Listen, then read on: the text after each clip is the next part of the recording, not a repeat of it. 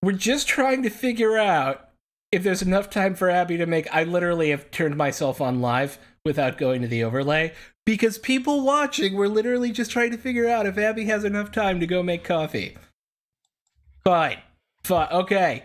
Good evening, everyone, and welcome to the next episode of The Liberation of Geoff here on the Greyhawk channel. We are excited to be with you this evening after a couple days off. A couple weeks off. Before we get going, of course, it is my job to thank our sponsors. First and foremost, of course, our Patreon supporters and our Twitch subscribers, without whom this would be impossible. Of course, there's also Roll20. All of our games are powered by Roll20, the world's leading virtual tabletop. And now, the Greyhawk channel is officially supported by Roll20. Of course, Heroic Maps is our battle map sponsor. You can check out their library of more than 300 maps on Drive-Thru-RPG. And Tabletop Loot, the sweet loot. You can go to Tabletop Loot and enter Greyhawk in the coupon code and get 15% off your dice order. Not 5, not 20, 15. The perfect amount off of any order is 15%. Because it's harder to math than 10. I don't know. Our Patreon and Twitch supporters, of course, can join us on our private Discord server and get coupon codes to RueInc.coms and Cantrip Candles. Thank you all so much for hanging out this evening. I am Sean, also known as Thrak Plays. I'll be your DM for the evening, and these amazing human beings on the screen with me will be the players in this evening's game. And let's go around and say hello to them. And because it's been a couple of weeks, remind us who you're playing, what your deal is, all that sort of good stuff. It'll help you refresh, it'll help the stream refresh, it'll be great. We'll start with Shauna.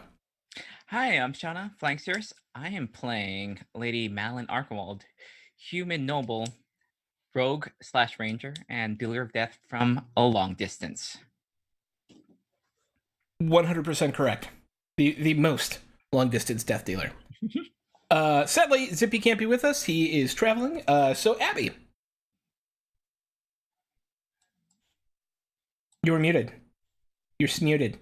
Sorry, I had another conversation going on. Anyway, it's totally fine. Hello, my name is Abby. I'm in a mood today, but that doesn't matter today. No, it doesn't, because today I'm going to be playing Eliwick Humblebumble, who is a gnomish druid, but she's really kind of like a doctor, and she can turn into different animals. She likes being a giant scorpion. She's very, very happy and go-lucky, but today they're headed towards her hometown of Cairnsmore, where she hasn't been for a couple decades. So let's see if her positivity keeps on being positive. Maybe that town still exists. Yeah, maybe. 4. It's me. It is you. Hello, I am 4.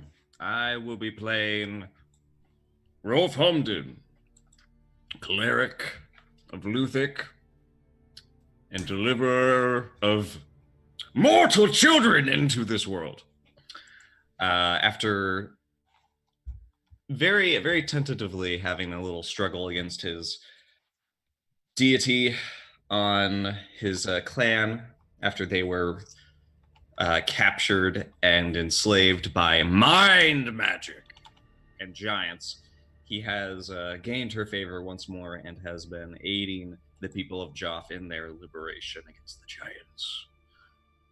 And as such, he is beginning to start to, I guess, open up a little bit more.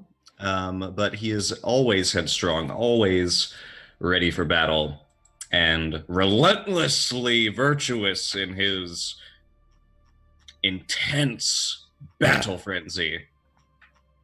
And worship of his goddess. Of Luthic, yes. Yes. Yes. I feel like every time Force says Luthic, I want to be like... Yeah. Luthic! Luthic and Brit. I mean, how do I continue to have to go after the Luther every? I just can't. I'm Brit. I play a guy named. Do you want me to introduce? No, it's fine. All right. I play Lawrence Andrew Wells, and he sometimes gets a little bit too close to the Rolf Humden accent, but that's just because it's very Oh. Yes, right. Philbert, where are our bags? We need to go Yes, to sir. Gnome Town this time. Let's Yes, go. we're going to Gnome Town, sir. Gnome Town. Yes, of course, Let's sir. go. All right, sir. And with that, I feel like I should not ask you what happened in our last session because it's been a few weeks and that might be unfair. Sadness. Sad. Yeah, we buried. We buried. Yes. You killed my mom. I killed your mom. I'm Mhm. sorry. It's okay. I did. And what's his name? Didn't Was he? not a good chaperone. Our giant friend was not a good. Harshnag. Yeah. Harshnag was a terrible Avala and Filbert chaperone. apparently have started a bit of a relationship, although there's no direct evidence of that. The followers of Madeline and Lawrence seem to have found some common ground. Indeed. Yes. And you put a friend to rest, high on top of the redstones. Our party finds themselves deep behind enemy lines in giant-held Geoff, where for the last 3 years the giants have held dominion over this once human land. All of the members of our party were in some way involved, except for Rolf, but that's a specific story. You can go watch the VODs. All of I our was par- helping them. Yes. We were doing great things until they decided to double cross me and take my pregnant orcs away from me. Indeed, they stole all the pregnant orcs. Our And party. I am here to deliver life into this world.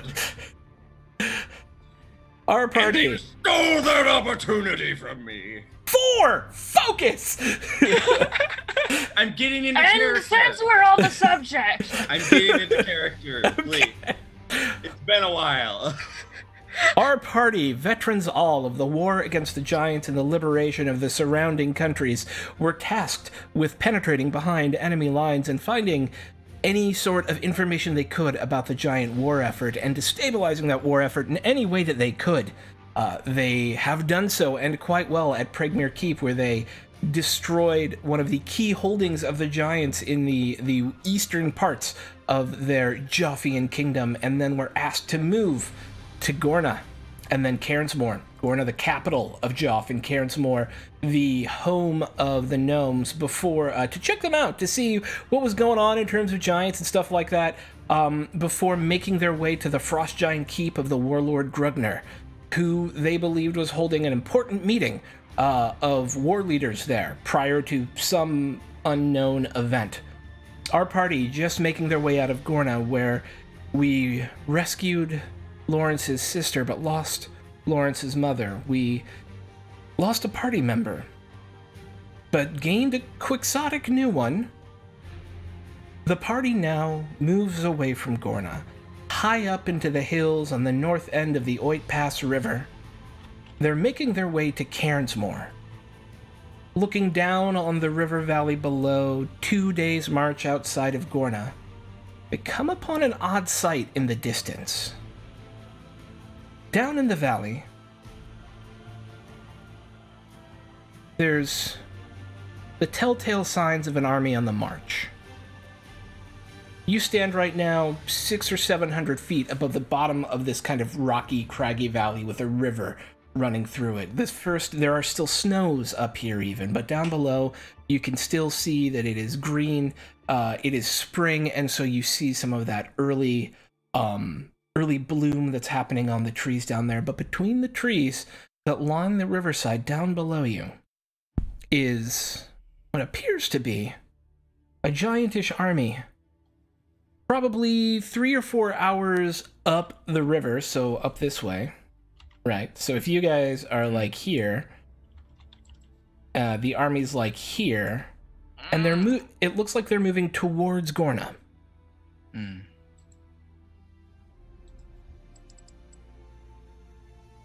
Unfortunate. And we see that we saw that other army come into Gorna as well before leaving, right? Indeed. Oh, it's no good.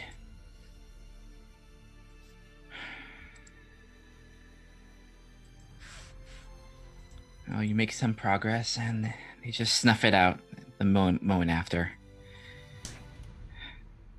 I am interested in the party's intentions at the moment. You are planning on moving to Cairnsmore. There's going to be an army crossing below you, and you need to pass by that army to make your way to Cairnsmore. How do you want to make that happen? Without being seen, ideally. So not walking directly in front of it? No. Okay, just That checking. would, and not like talking to the army. That would also not be ideal. Saying. Maybe we can just maybe cut across at some point, do our usual like water walking thing, and I just could also- without having to like move around, just go straight past and hopefully be able to avoid them. I could also control water. We've also got those 2 paths without traces. We're pretty good at being stealthy because Maddie's here with us. Yeah, we have both of our paths without trace are pretty nice. So yeah, that sounds like a plan. Because we sure as hell can't stop a giant army on our own. Indeed. Especially 2 of them. So just to understand your intentions properly, you're going to make your way down essentially the side of it. It's not a cliff, right? It is a valley. It's just kind of craggy and rocky as it goes down. You're going to make your way down the side of the valley. Are you going to wait for the army to pass? Are you going to try and pass before the army gets there? Or are you going to try and interpose yourself between units in the army to pass through? Right? Because if you think about it, essentially what's happening is this army is coming like this, right? Doink. And so you have to come across like this. Doink. Yeah. And you might have enough time to pass before they get to you. It's just a matter of, rolls. Or you want to wait, or do you want to, like, how do you guys want to rock on that? We have this meeting, so maybe being able to... Are we crossing into, like, a mountainous terrain? You're up on some almost mountains right now. It's a little bit snowy up here. If you think you're on, like, the high side of a rocky valley, sweeps down into a forested floor with this river running through it that the giant army is marching down, right? And then sweeps up again to Cairnsmore on the other side of the valley. Oh, wait. I was going to see if I could cast Freedom of Movement, but it only lasts for an hour, so I could only get us, like, 3 hours of constant, consistent travel. I'm not sure if it would be enough to put us ahead of this army. If we want to be... I mean, we could always just wait, because it's going to... We also have Harshnag, and... I do not like waiting. I want to make progress. Yeah. And we're pretty good at escaping if necessary. Time maybe is of the essence. We have to find this meeting. So try and cut out in front of them. It is possible if I... Oh, wait. Is Freedom of Movement... Oh, no. It only does one creature. Never mind. Lawrence has been kind of quiet for a minute as Britt checks her spells. That's... I feel that. The only thing that I really feel like I could possibly contribute to us being able to ensure that we are protected is that hot sort of spell that I can create. They can't see in it, but they'll definitely know something is weird. So it's, a last-minute emergency hiding spot. Sounds good. Always good to have something in the background. How long does that take? How long will it take for the army to pass? Lawrence, you probably would have the best... You were modeling... Would probably have the best reckoning of that. It's pretty big. Better part of a day and night. Oof. In front, we might have to just try our best. Yes. If we scurry about in front, then if we go faster than them, that is good. But if they happen to catch up, then we can hide or Yes. hide in the hut or something. But Harshnag is what worries me because he's big. I was thinking we could make some sort of like camouflage to move through the foresty area a little bit easier, but I don't know about Harshnag. I think the forest should be fine, but It's going to be that open area by the river. I will say, I look like a giant. It'll be less weird for them to see me should I be seen. But would they recognize you? We stay at a distance, I don't know. If only I had major image. Or enlarge reduce. Or more things that could do amazing stuff. This is rough. He No, might be. there are no spells for me to use to make the situation harder. I say we just make skill checks Yeah. to move unseen, because we can put distance between us and the army if we get to the river, if Yeah. need be. Once we get past the river, we should be able to be. We should have the advantage if we can water walk and they can't, or get past water. That's a major obstacle for them. It doesn't appear that they're looking to cross the water. They're just kind of marching down the valley. Oh no, I on mean the if they side. chase Yeah. us. Oh yeah, If yeah, they yeah, chase 100%. us, if they Yeah, chase us. yeah. And I can control water to drown them or make it impossible for them to do that. So let's Yeah, try that's all. sneaking. Okay. Yeah, that's all. Yeah, chances so we don't lose the.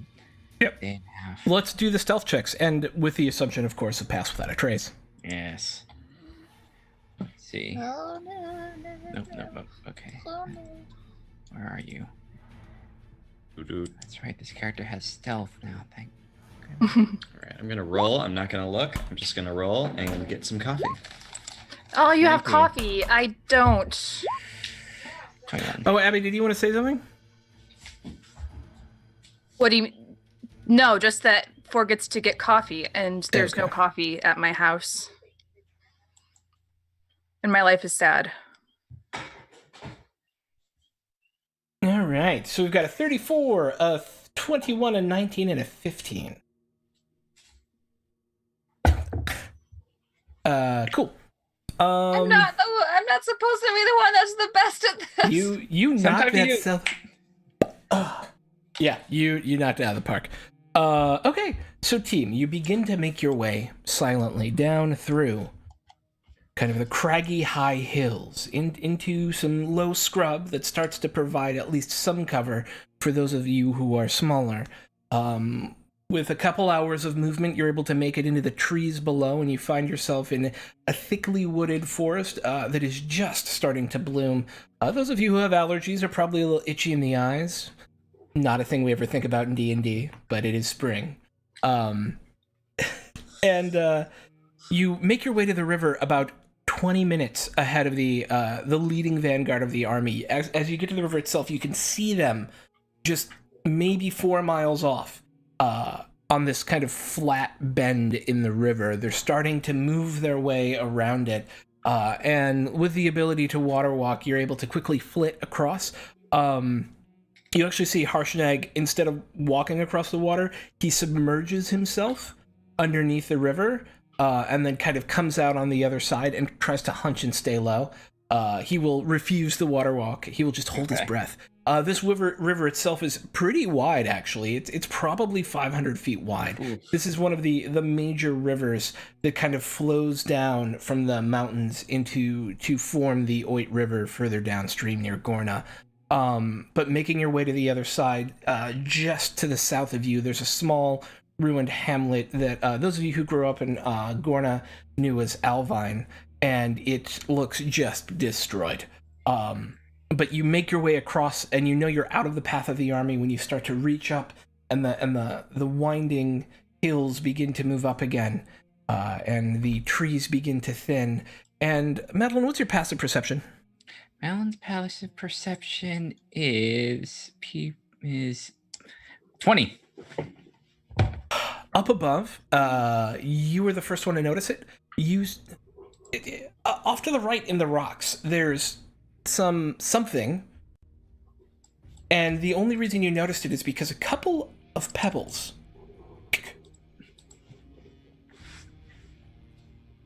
fell.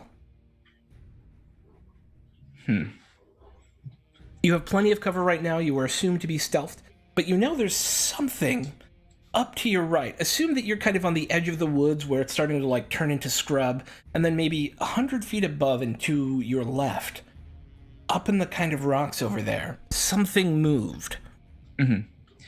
Yeah, so not wanting to break stealth, Maddie's gonna like kind of do like, just gonna maybe like let people like kind of like physically like tap people and just say, and just point up there and just kind of make signal. I'm gonna go check out what that is. Back. I would consider this a new encounter as you're breaking off, but you do have your pass without a trace up, so go ahead and give me a stealth check. You'll probably roll better than it. Yeah. Kind of dodging around a few of the larger rocks and using kind of some of the folds in the hill to your advantage, you make your way up and around, and you see 4 gnomes talking quietly, overlooking the valley. They look like one of them is like writing down notes, and 2 of the others are kind of talking to each other, and the third one is just kind of keeping watch. None of them seem to have noticed you yet. It's 2 male and 2 female gnomes, kind of dressed in very light armor with bows across their back. They each carry like a hand crossbow as well, a short sword. Well, a short sword for you, probably a long sword for them. All right, I'll see that. Then I'll head back to the group and just say, oh, there's maybe scouts up there, 4 gnomes. They seem cagey. It might benefit them to have maybe a friendly face to see them. Someone that's not a giant or someone that maybe is less threatening. Ellie immediately is going to go pale and she's been really, really quiet this whole trip. Something wrong? You would think... I thought you'd be happy to see your people here alive. It's complicated. I mean, I can go back up there if you don't want to. No, I takes a deep breath. I can do this.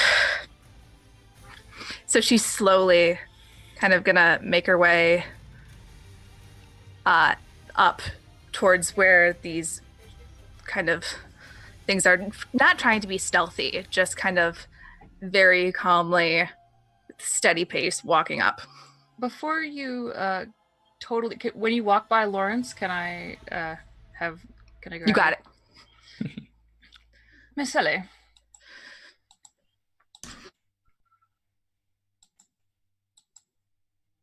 You're going to be amazing.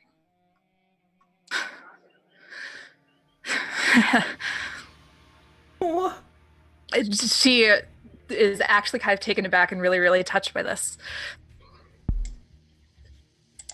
Just nods and kind of pats her arm or her hand on your arm because she can't reach your shoulder because you're too high.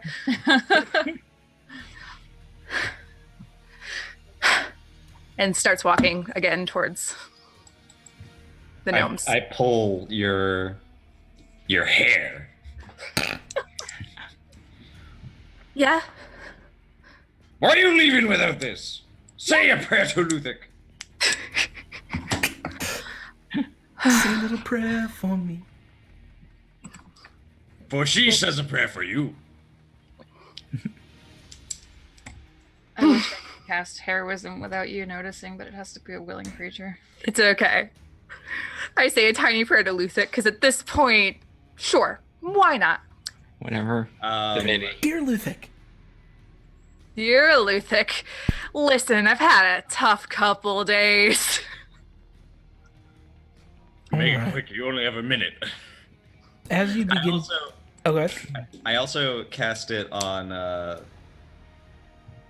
lovebirds. Aww. And as I pass, I say, "Hold hands, quick! Nobody's looking." They look at each other, and then they look at you, and then they look at each other, and then they hold hands. And then Avala kind of pulls her hand away. They have to Make a stealth check, maybe, or save me through. Maybe that'll help. I was gonna say, can I roll perception? Yeah, we're just You No! see it. Like, there's no reason. You see it happen. yeah. Oh, Like, no, there's no hiding. Yeah. There's no hiding from a 20 passive perception. No. Yeah. Let them live. I love how Rolf's just like, hold hands now. Okay. All right, This- Eliwick. The sun is beginning to go down, and it's casting some long shadows over the valley below you, which starts to be bathed in darkness as you look down and begin to take your way back up. The rocks themselves are starting to cast these sort of almost pillar-like shadows across the landscape. You move your way up through the rocks to where Madeline pointed out. You hear whispering. And you not being stealthy at all, before you take a step and a rock slips under your foot. And one of the gnomes pops up with a bow and arrow and goes, "Oi, you there! Oi, I mean, no harm. what you doing here?"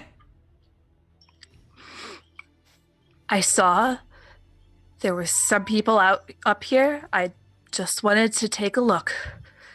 Make sure they weren't giants. You with them? Looking down into the valley. Yeah, with it. Wait, are you?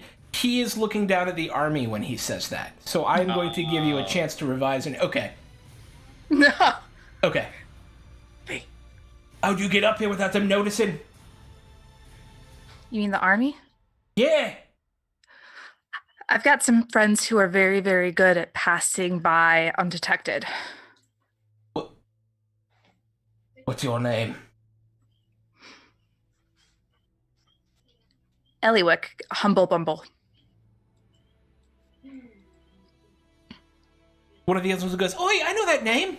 Oi, shut it!" And he starts to put down his bow a little bit. He still looks at you, and this other male gnome comes up as the two ladies are kind of still looking over. They kind of look back a couple times, seeing you're a gnome, and they're a little less freaked out than this guard was.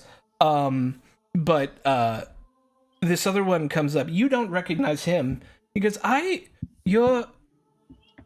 he's got like this white goatee and like blonde hair and blue eyes, and he's wearing kind of this like green vest with a yellow shirt, and he's got some like a leather jack over it.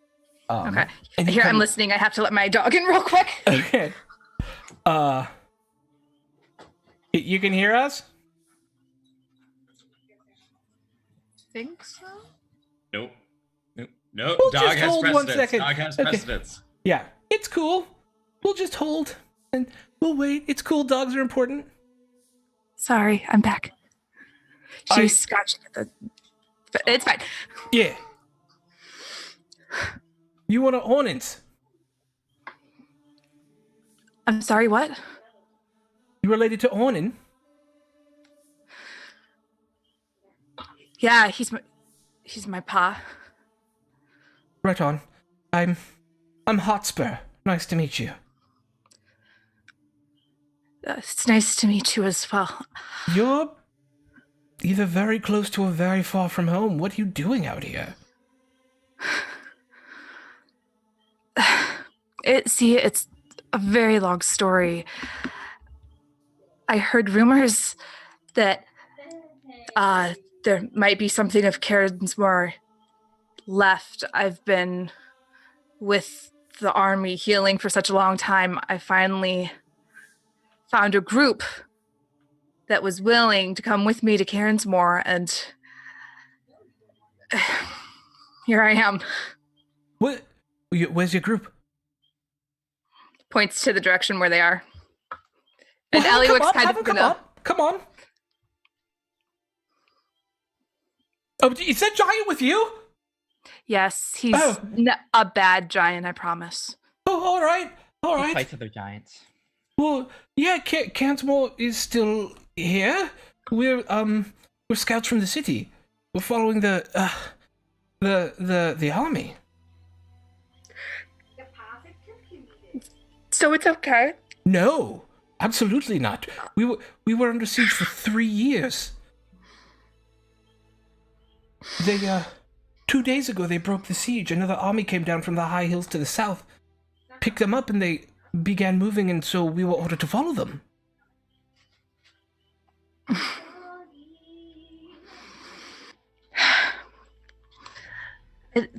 It's better than I had hoped. I'm sorry for the struggle that you've been through. It's been a long fight. It's good to be out in the fresh air again, for real, though. Many of us hadn't seen daylight for years.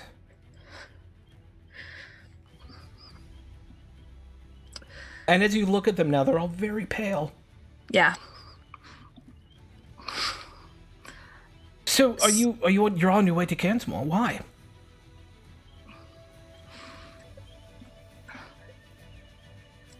If there was anybody that I knew there, I wanted to go, maybe to convince myself I didn't abandon my family, but...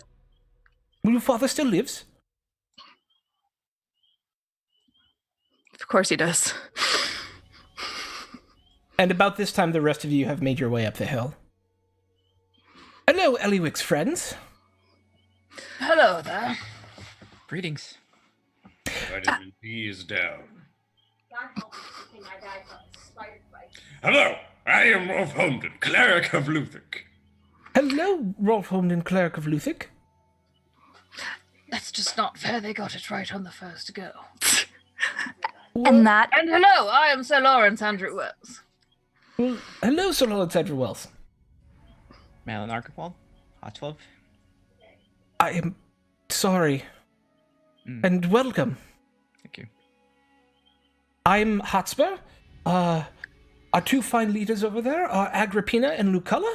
And this is Oliver. We're a scouting party for Cansmore. So Cansmore isn't completely destroyed, as I turn to the party with kind of wide, shocked eyes. It's funny how hard it is for giants to make it into gnome-sized spaces. 3 years they were attacking us. 3 years they were digging through our city. They made it through about 2/3 of it. But we fought them tooth and nail for every home, every tunnel, every space along the way. That's one good means of your people's natural defenses. Aye. And what of your giant scorpions? I'm sorry, we don't have giant scorpions, really? That I'm aware of? Miss Earlywick! Rolf, that's just a me thing. It's not a gnomish thing. I So, was led astray by my assumptions. I expected a great cavalry of giant scorpions. that's what happens when you make assumptions without asking, Rolf. She's chuckling. This is the first smile you see on her face while she's imagining a whole Normish, like, army of giant scorpions. With like war paint. No, none of those really. Just us and our toys and tricks for the most part. Yes. So, do you need an escort back to the city? I'm sure I can peel off for a few days and get you there. It would be very nice to do some good among your folk, especially since your siege has ended. Yes, it was the strangest thing. What changed? We're not sure, really. They didn't tell us they were leaving. One morning, the incursion stopped, and by that afternoon, they had broken all of their forward camps, and we could see them back at the mouth of the... So to give you some context here, Ellie, the way Cairnsmore is built is... Have you seen those old... are they... the Native American cities that are built into walls, right? So imagine that, except it goes deep into this like 4-mile deep cave, right? And it's all built at gnome size. So their camp was at the head of the Oh yeah, I don't know what that was. Their camp was at the head of the cavern, right at the mouth of it. And so he'll say, yeah, well, their headquarters was just outside the city, and they had been building forward camps as they began to essentially dig through the city. And so they broke those forward camps, and then by the next night, another army had showed up, and they fell in ranks with it. It came from the south, up in the high mountains, and and they continued to move on, and they were gone.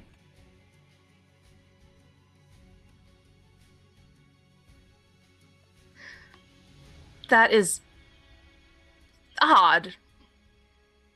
Yes, we thought so as well. I mean, it was a mercy, but an unexpected and almost illogical one. They had penetrated incredibly deep over the last 3 years, spent a significant amount of lives, theirs and ours, to make it happen. Has anything to do with the Liberation Army making headway in the east? Maybe they want to take some of that territory back. That would explain the armies coming together, possibly. I wonder if it has anything to do with the feeling we got in Gorna? Yeah. Was that the capital? Yeah. Gorna, before we fled. And Pregmere, yeah. Maybe a signal of some sort. Going on within some of the fallen places that the giants have overtaken.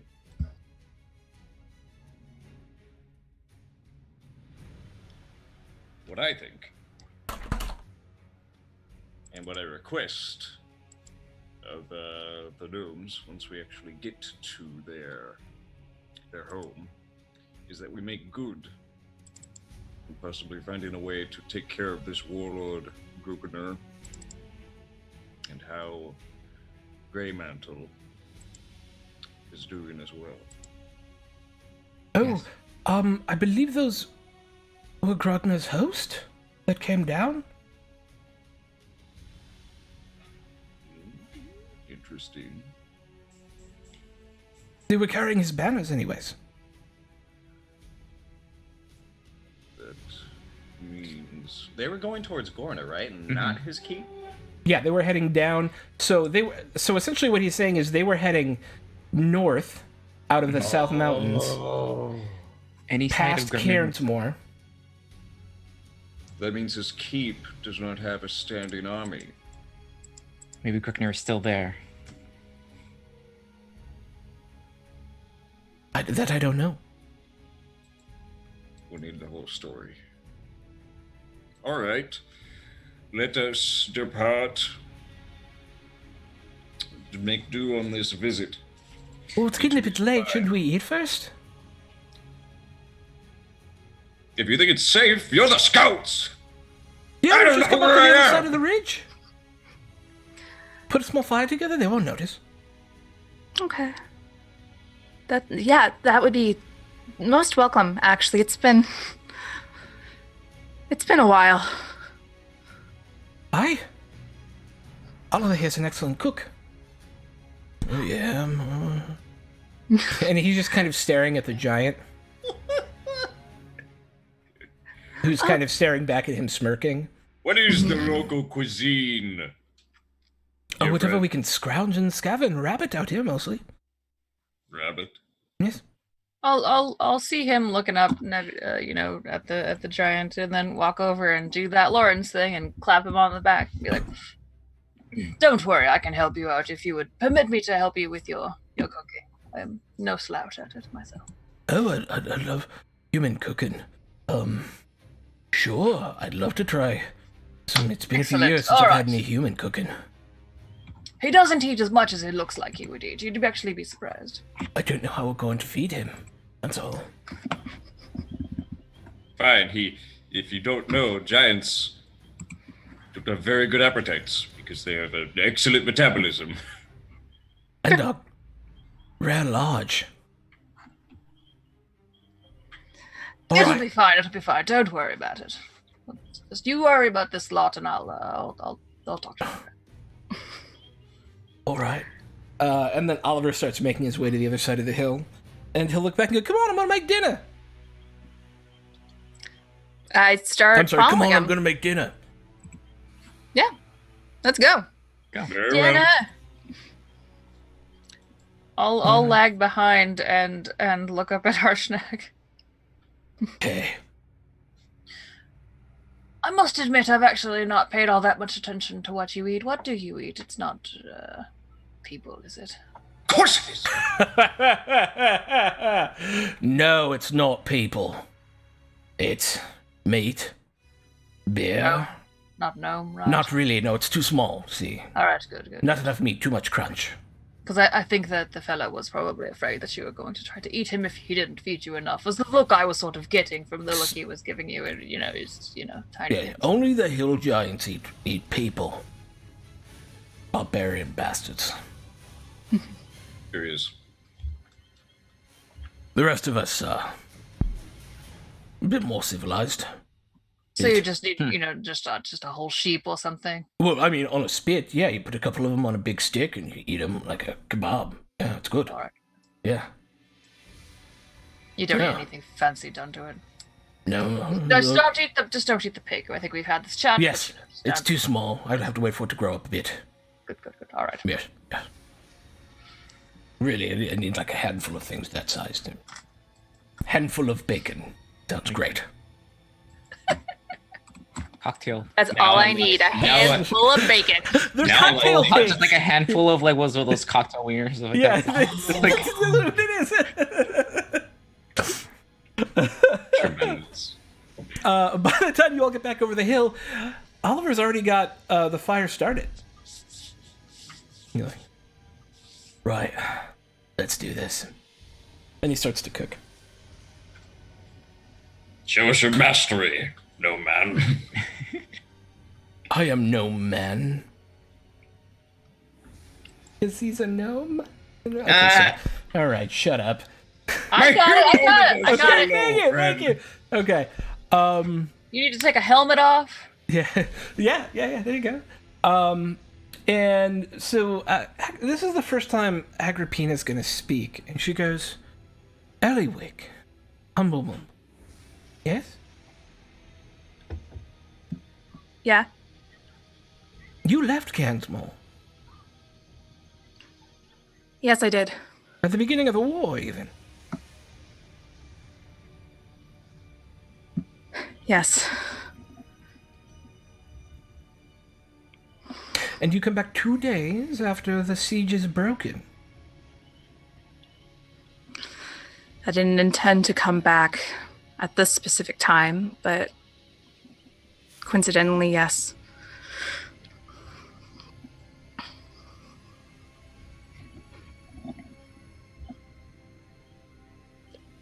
I can't say you do have reason to be suspicious. It is a suspicious set of circumstances. Your father is a So- hero, you know. In his way.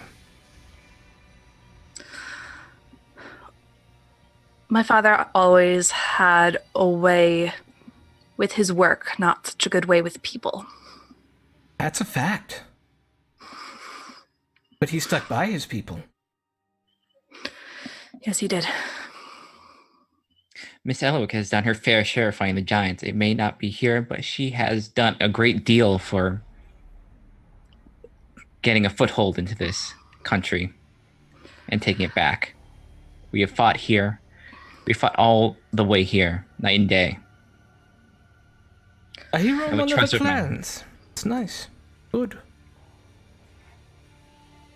Hotspur will pipe in and go, oh, Agrippina, be quiet.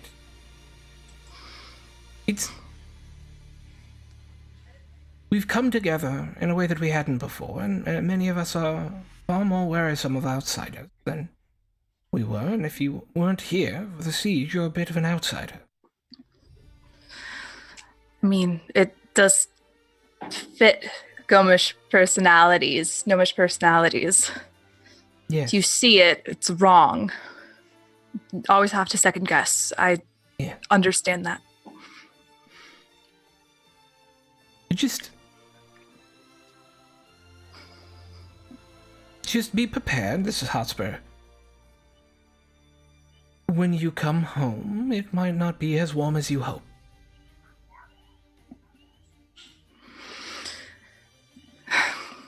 Her Honest- reaction can't be that bad. When I finally got back home to my people, I killed 20 of them.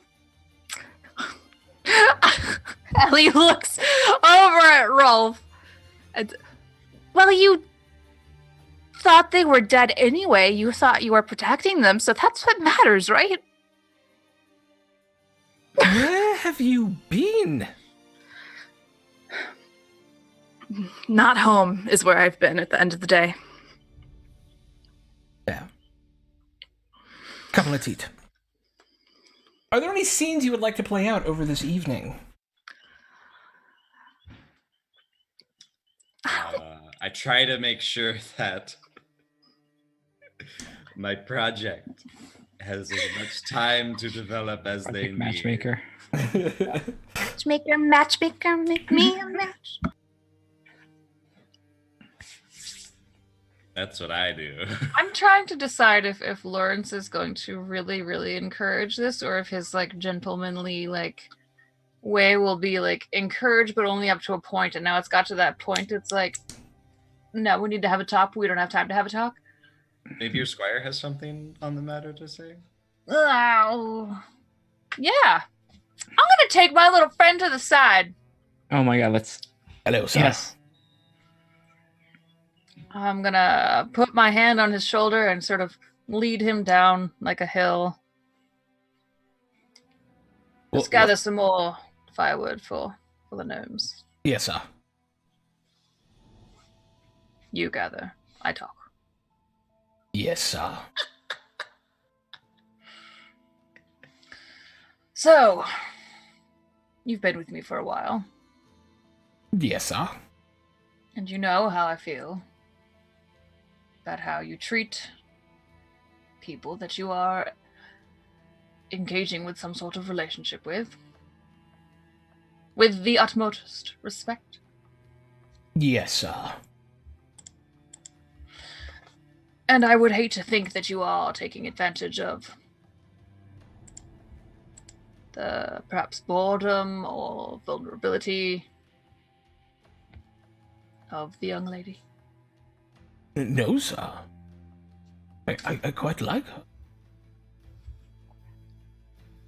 Alright. You can stop with the sirs for just a bit. I don't know how else to call you, sir. Look.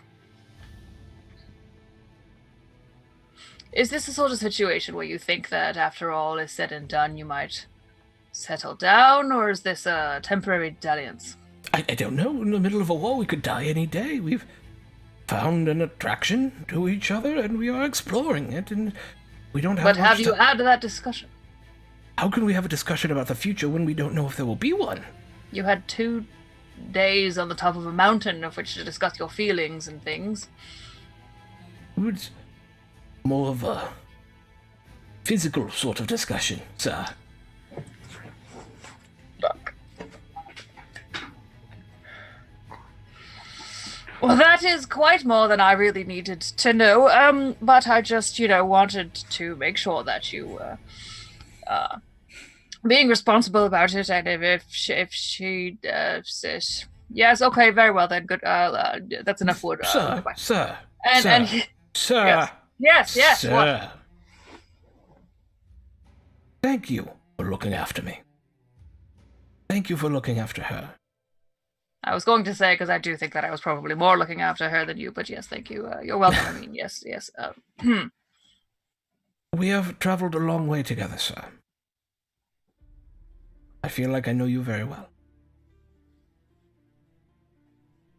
Time could be short for any of us. This is true. There is something that needs to be done. Something you feel must be done. There's no other time to do it.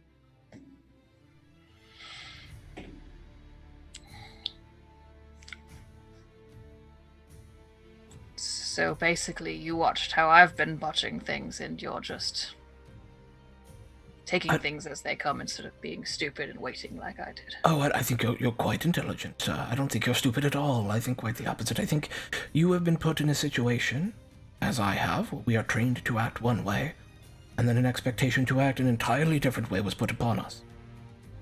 And if I were to, as your squire, judge your performance, I think you have done admirably and well, sir.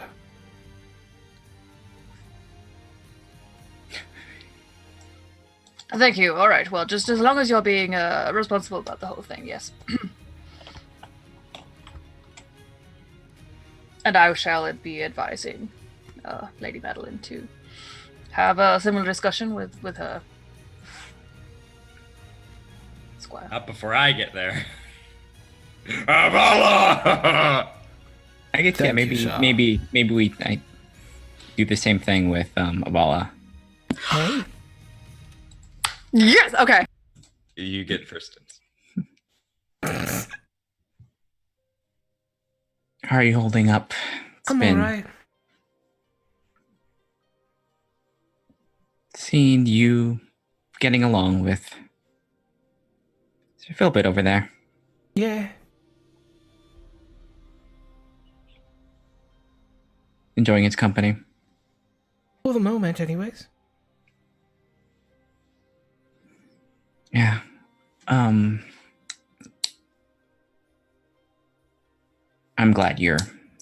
glad he's there for you. Please. He's nice. And odd place right now, and Yeah. it'll do if you know what I mean. I'm with a similar place, and it's good that nice is sometimes what you need at that certain point.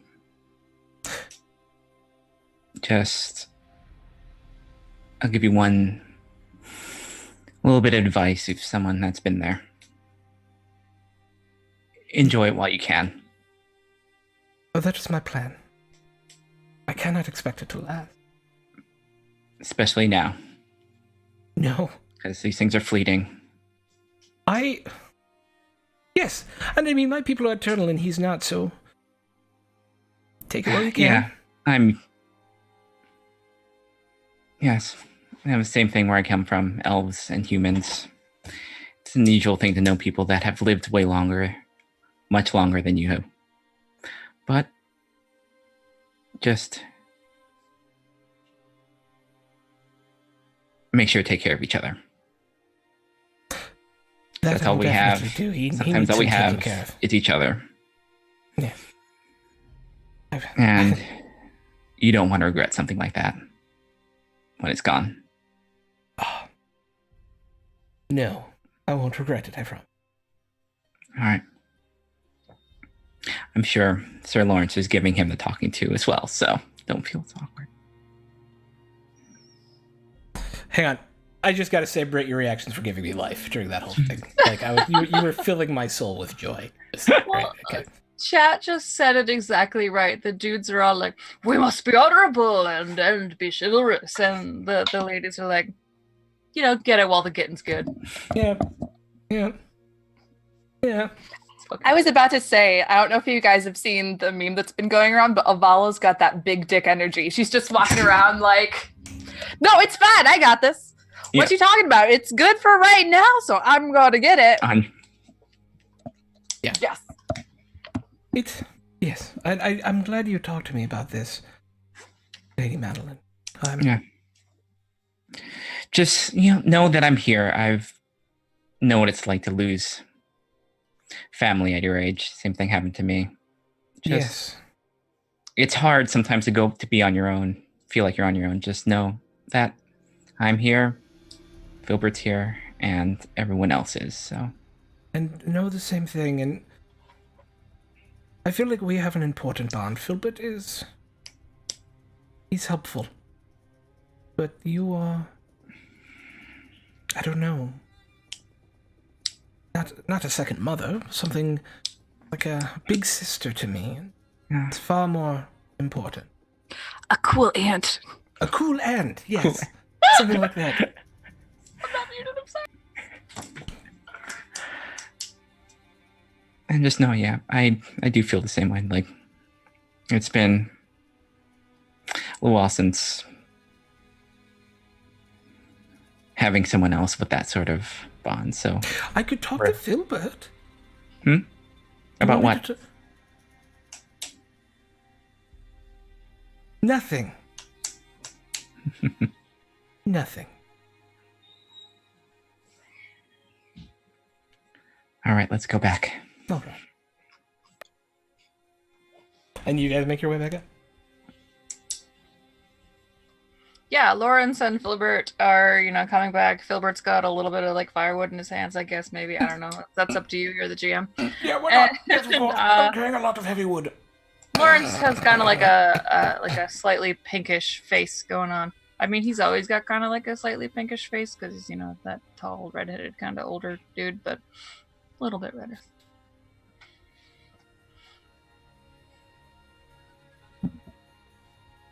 Any other scenes you'd like to play out this evening? Yeah. One day, Oh, Jesus. Luthic emerged from her cave, buried with her little fierce orcs. For even out of the womb, they are deadly, because they grow their tusks very, very quickly. They teeth very badly. It's painful. And when Luthic engages with the other orcs and their marriages in the ceremonies that are most holy, even the most barren of places, can grant us tremendous boons to our force, a clan. The gnomes are all just kind of staring at you in awe as you give this sermon? Question mark? Yeah.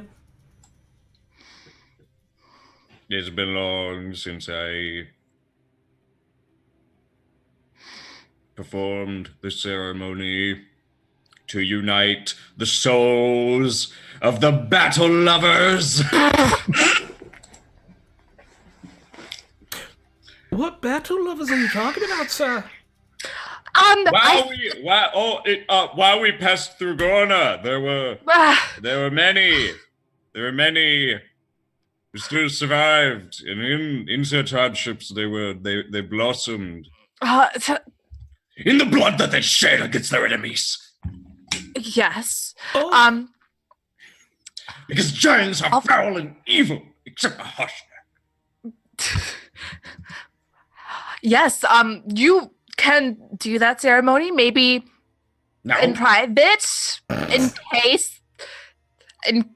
All I would need is for someone to speak up and request it. No, It's like your gnomish bards. Someone tips them a copper. So that's, yeah. Yeah, but not for that. No. Would it be a silver? We'll talk about it later. What if I make a cake? Or cake. What kind of cake? It depends on what kind of cake. What kind of cakes do orcs make? One day you will taste. Like a roasted pig covered in frosting. Roasted It's What a cake? chicken that hasn't been plucked, but like dipped in like resin. One day. Maple, like a Oh my maple God. chicken. A maple syrup chicken. A live fondant wrapped chicken. Yes. There we go. Yes, it's the great roasted, pre-roasted chicken chase. Whichever bride or groom can bite the chicken's head off can receive the celebratory dowry for their family.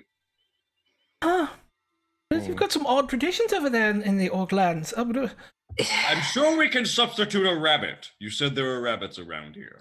I've got a brace. And Oliver holds up a brace. Rabbit. I'm about to put them in the pot, though. I don't want to sacrifice them to some god. I want to eat them. Eat them. All right. It's Your more gnomish important right now. gods do not have the fertility that Luthic does. That's all I'll say on the matter. All right. We've got some nice field grains to stock if anybody wants some. Please.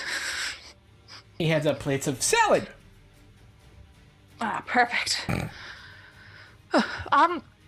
So I know that there's been many sieges, and Ellie will start to ask about certain families trying to like get away from the talk of ceremonies in Luthic. About 2/3 of everyone you ask about is dead. Fuck. My God. Yeah, she's specifically not gonna ask about a certain family because she's almost too scared to ask. So we'll just leave that till later. Yeah. And she'll just eat kind of quietly after that. All right. Anything else we'd like to have happen tonight? Going once? Going twice? Sold! All right. Long rest. And with that, a wonderful dinner of salad and rabbit stew is made for the group of you.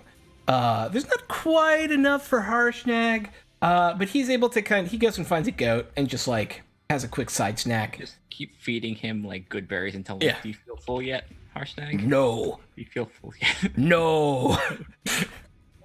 And as 10 of morning them. comes, Hotspur will, as you all are waking up and starting to pack up your gear, Hotspur will be like, I've been told that I'm the one to take you back to Cairnsmore. I keep using different accents for him. I don't really care. I'm just gonna rotate through them tonight. It's fine. Yeah. Okay. Good.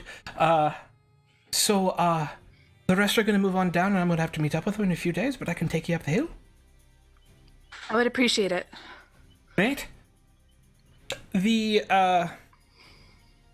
on the way up, the two groups part ways. Agrippina gives you the stink eye most of the morning as you're preparing it. Makes sense. And you begin to move off. Moving up into the higher mountains, you actually have to cross over a couple of relatively high ridges on your way. And as you're starting to come down the hill, you see two giant mammoth riders, two giants on mammoths, running at full speed, not towards you, but definitely in the direction of where the army is.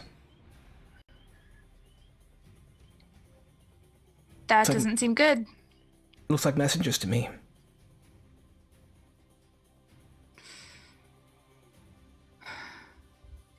Good targets. Information. Aye, good targets. Couldn't agree more. I want to try and take them down? Yep, I'm gonna try and I shoot this agree, pseudo let's- mammoth. Let us prepare Excellent. for the blood. And they don't see us, right? They're just running. They past don't us. yet see you. They seem to be moving relatively quickly. That's what I like. And How they're are we about going to stop them, by the way? and they're about to pass through a small, it's not a steading, it's like somebody's like farm, and they're about to ride like directly through it. Don't just run through people's farms. That's disrespectful. Rude as fuck. Dude, that's rude Lady as Madeline. fuck. If anyone was going to make this shot, it would be you, and we all know it. Go kick that ass. Inspiration. All right. Bless. Nice. I don't have any of those, but you'll do awesome, Lady Maddie. Go kill Yeah, that I'll bless thing. Adeline and Avala if they want Let's to take some shots. Yeah, let's take some. We're gonna. I guess we'll pick one mammoth to shoot Right? and just Oh, yeah. hopefully hurt this thing because we might want this giant alive. It's a question. Go Legolas. So I guess I'll take my shot first. Take your shot. And this Take your is this full- surprise? Am I It surprising is absolutely surprise. It's Hell everything. yes. It is. Other than your What's first up? shot won't have Colossus Slayer this? Yep. because that's- I mean, unwounded. Yeah. all right. That's with bless. Right. Bless is D4. Okay. Yeah. Do I have to do that before or After. after? Okay. Let's take this long God, bow shot. At advantage. Yes. Twang. 14. I don't Plus actually D4. think. No, that hits. Yeah. 14. Okay. Yep. All right. That is that is a crit. It's Oh, because you're an assassin. yes. Yeah. boom. So that is okay. So roll the D4 4. I rolled the d6 again after this. So 20. So I'll roll the 1th roll. 1d8. So an extra on top of 7, and then the sneak 27. attack is gonna. Oh god, this is gonna be feel good. This is gonna feel good. Kill that thing. 18d6. This 48, 49, 50, 51, 52, 53, 54, 55, 55. 55 points of damage to the mammoth. all right. Second shot, mammoth. Yep. Wreck. Get wrecked. And All right. this one will not have sneak attack, will not be a crit, Yeah. but will have Colossus Slayer. Yeah. Just barely. Yeah. All right. So that is another 22 plus the Colossus Slayer. Another 30 points of damage. Another 30 points of damage. My threshold for knocking this thing over, and you won't have killed it. Yeah. But because they're riding at high speed, you have done enough damage to cause it to flip over itself, throw its rider, and go prone for the turn. Can I give Avala a shot to take a maybe get the kill? Yeah, Kill give it. it a go. Give All Avala a right, shot. Avala, go for it. She's just far away. Rolls better than you do. Jesus Christ, Avala. Okay. Oh, 1d8. Oh, I gotta fix the roller. Apparently they. Got that energy, Avala. Yeah. Murder. Sure how I feel about all this big dick energy. Another 9 points of damage. Whew. All right. It's still absolutely alive, but at this point, knowing that you're there, it's time to roll for initiative. I'm gonna swap us over to the right map here real quick after I mark these two as prone. Boink. Yes. I'll assume the rest of you were moving down the hill to intercept in order to get you close to within range to start. I can shoot from this thing from across the thing. Yeah. I'll let you guys get close. And Madeline, we can assume you can see whatever, and you're up but further back on the hill with Avala. Okay. So the rest of y'all are Yeah, boink. this doesn't matter for this. And I remembered to select my thing. Yay! I will also select. Swarm over this. Where? Swarm on the range Oh, there you are. with a deer in the antelope range. That was beautiful. Thank you. Initiative. All right. Initiative. I got a what? For your rolls. I'm On roll ready. Oof. Oof. Okay, there we go. I got everyone. Y'all done? Yeah. Vala got whatever. 19. All right. I don't know if she showed. Oh, she didn't show up. So, Madeline, you're at the top of the round. I'll add All right. Avala. What did she get? A 19? All right. So, just murder this. Just get rid of this mammoth first of all. Yep. Just taking a sharpshooter shot at this mammoth. Okay. Yonder mammoth right here. Yonder mammoth. Hey, yonder mammoth. Yes. All right, yeah, 19's 100% going to hit. 24 plus. Yeah. Let's just. Yeah. Okay, it is still up. Plus that, Nate is no longer up. All right. Avala just kind of leans back into the shot and puts another one through the eye, like right where yours Yes. hit. And so there's just like 4 arrows blooming out of this mammoth's eye. And as That's it's right. down. That's where we hit this thing. That's right. Yeah, Everything. Eyes. eyes. Remembered. Get him on the eyes. All right, Lawrence! time to I'm sorry? time to soften up this this giant. So I'm gonna take my Oh, second yeah, you shot. get your at that second one. shot. Yeah. All right, I'm gonna take a regular shot because these guys are a little tougher. They are indeed. 23. Oh, yeah. All right, that is 12 points of damage. All right. Done. It being a Yep. giant is, I mean... Technically, and I don't really care, disadvantage on prone targets from range, but it's fine. Oh, prone. Okay. Yeah, but it is Lawrence's go. All right. And we are. Is this a We're barn? gonna put you. Oh well. Get- You moved me. Okay. I'm sorry. We're just gonna. I'm gonna put you guys so you can get pretty quickly into the action, because otherwise, Okay. what fun is it? Yeah. Cool. Then I'm gonna rush. I still am just like never gonna get the handle of these arrows. So you're trying to go here? Yeah. Okay. You can make it into range. It's only 5 feet, and this is kind of loosey goosey. There you go. Where did there? Okay. Okay. Yeah. All right. And this is not a fire giant. It is not a fire giant. It is opposite of fire giant. It is a frosty giant. Bonus action. Frosty giant. Bonus action. Fire my sword. By the And light of Relore. No, that's not right. Okay. then I'll say something pithy about. Thank you for softening him up, and then I'm gonna stab him. Hits. You have advantage. See if you crit, because he's prone. Oh yeah. Hold on. No. No, you do not crit. But you do hit. For nine. 19. Noise. Whoosh. He's down on the ground. You slash into his arm, and he goes. Rah! Is that advantage on all hits when he's prone, or just the first hit? All hits when he's prone. I'm gonna take it back over to that. Okay, and then, pull back out and stab again. 21.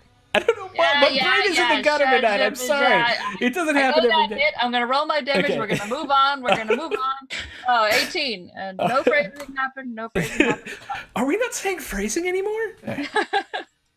Avala. All right. Avala figures they have that thing useful. She's gonna take a shot at the other mammoth.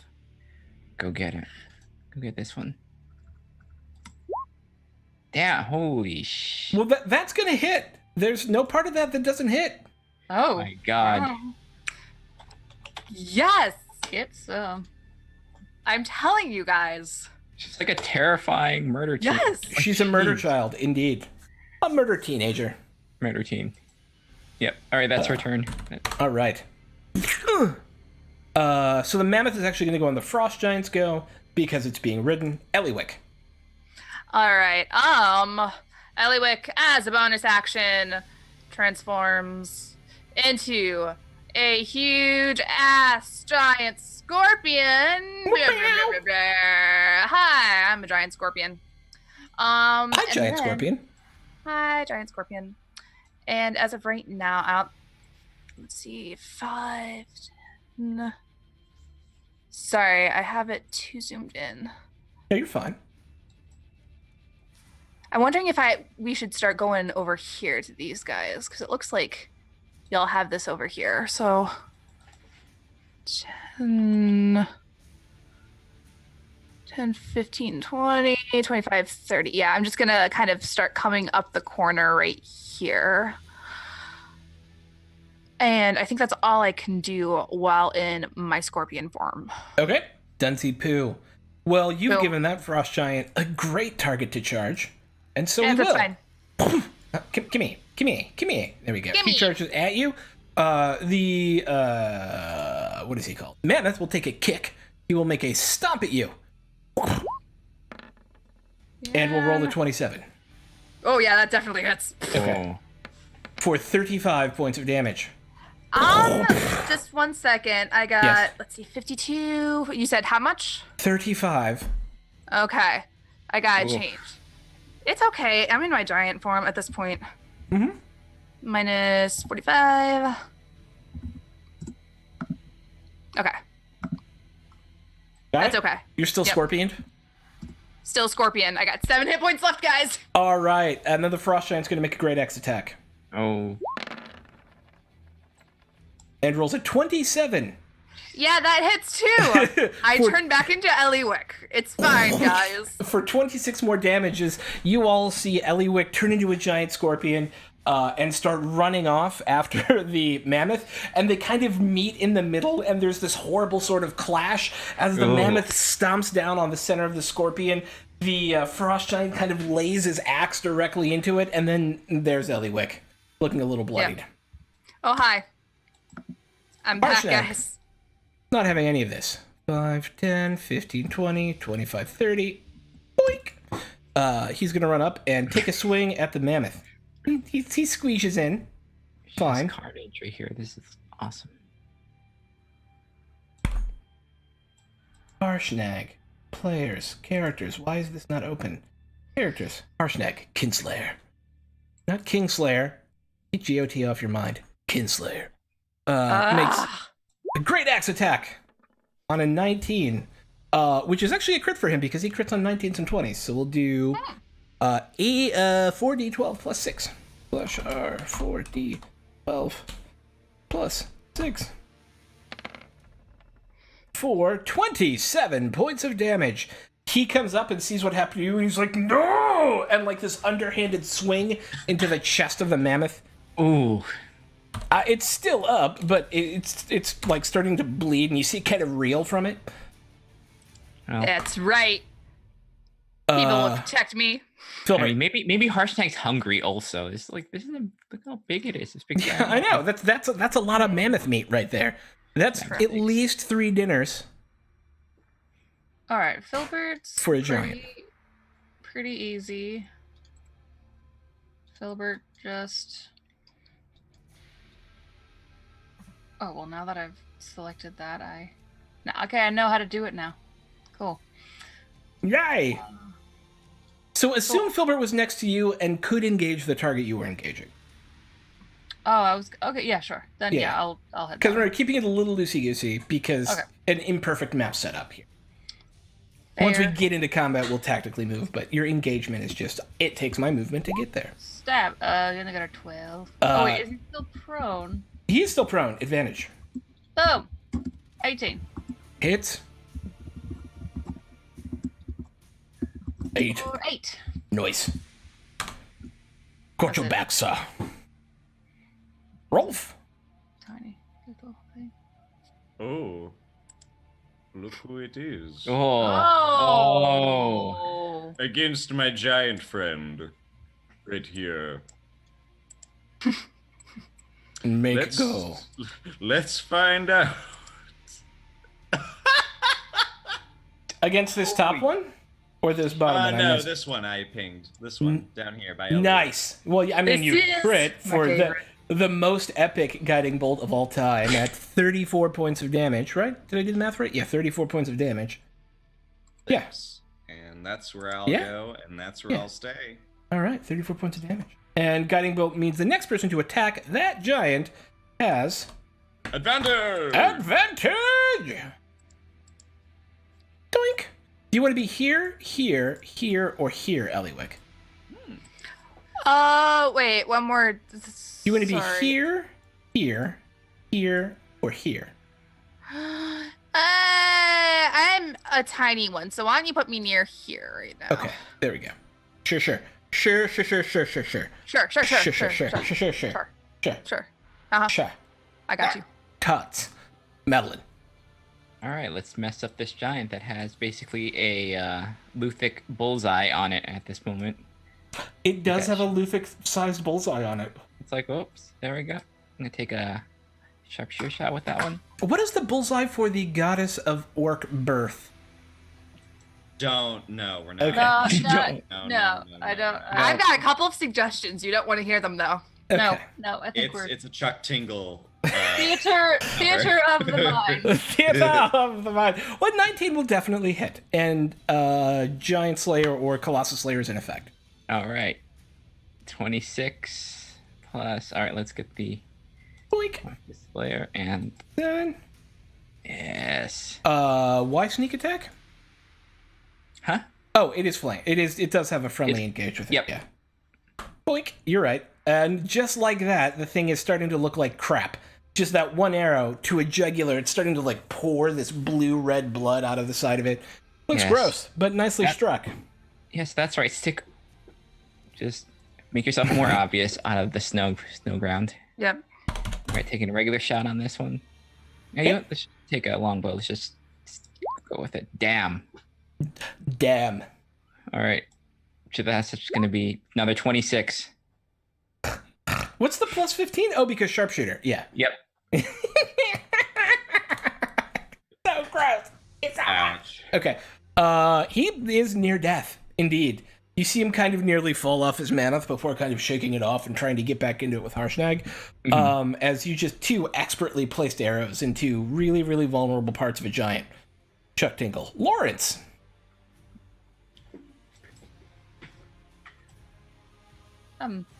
Yeah. Okay. Yep. I'm just going to continue to I'm sorry, I apologize. I'm thrust my super... weapon into this prone giant.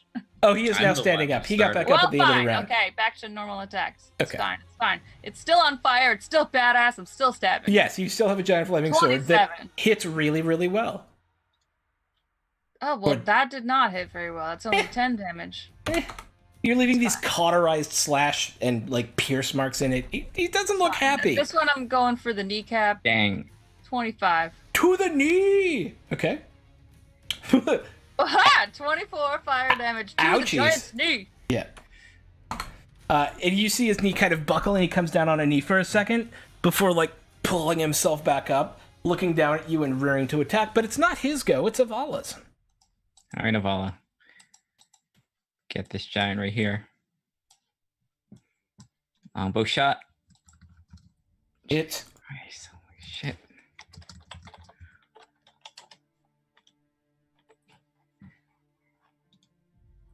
She does have that energy. Jeez. Damn. Holy she's got that energy for 15. 15. Still up.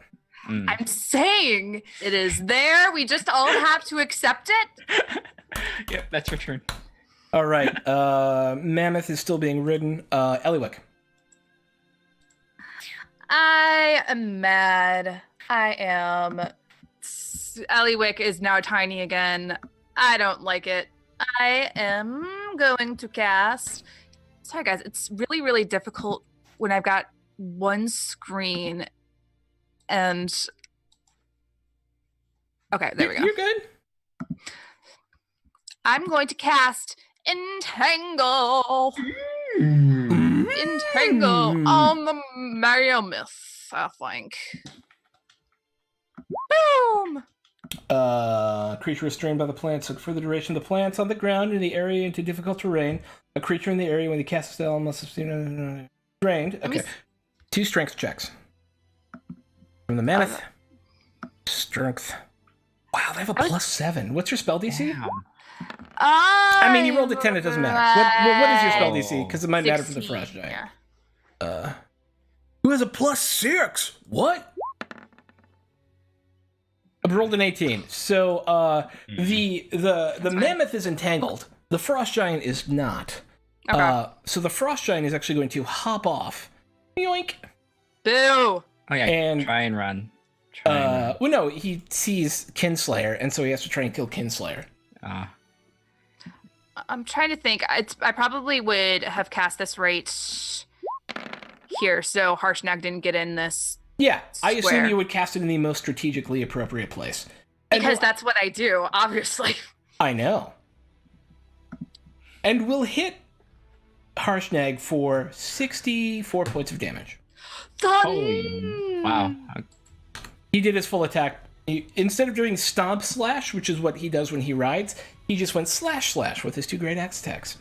And a similar fate is about to befall Lawrence, as I make 2 great axe attacks against Lawrence. Be safe, Lawrence. No. Have fun, don't die! What is your AC? My AC is 19. Okay.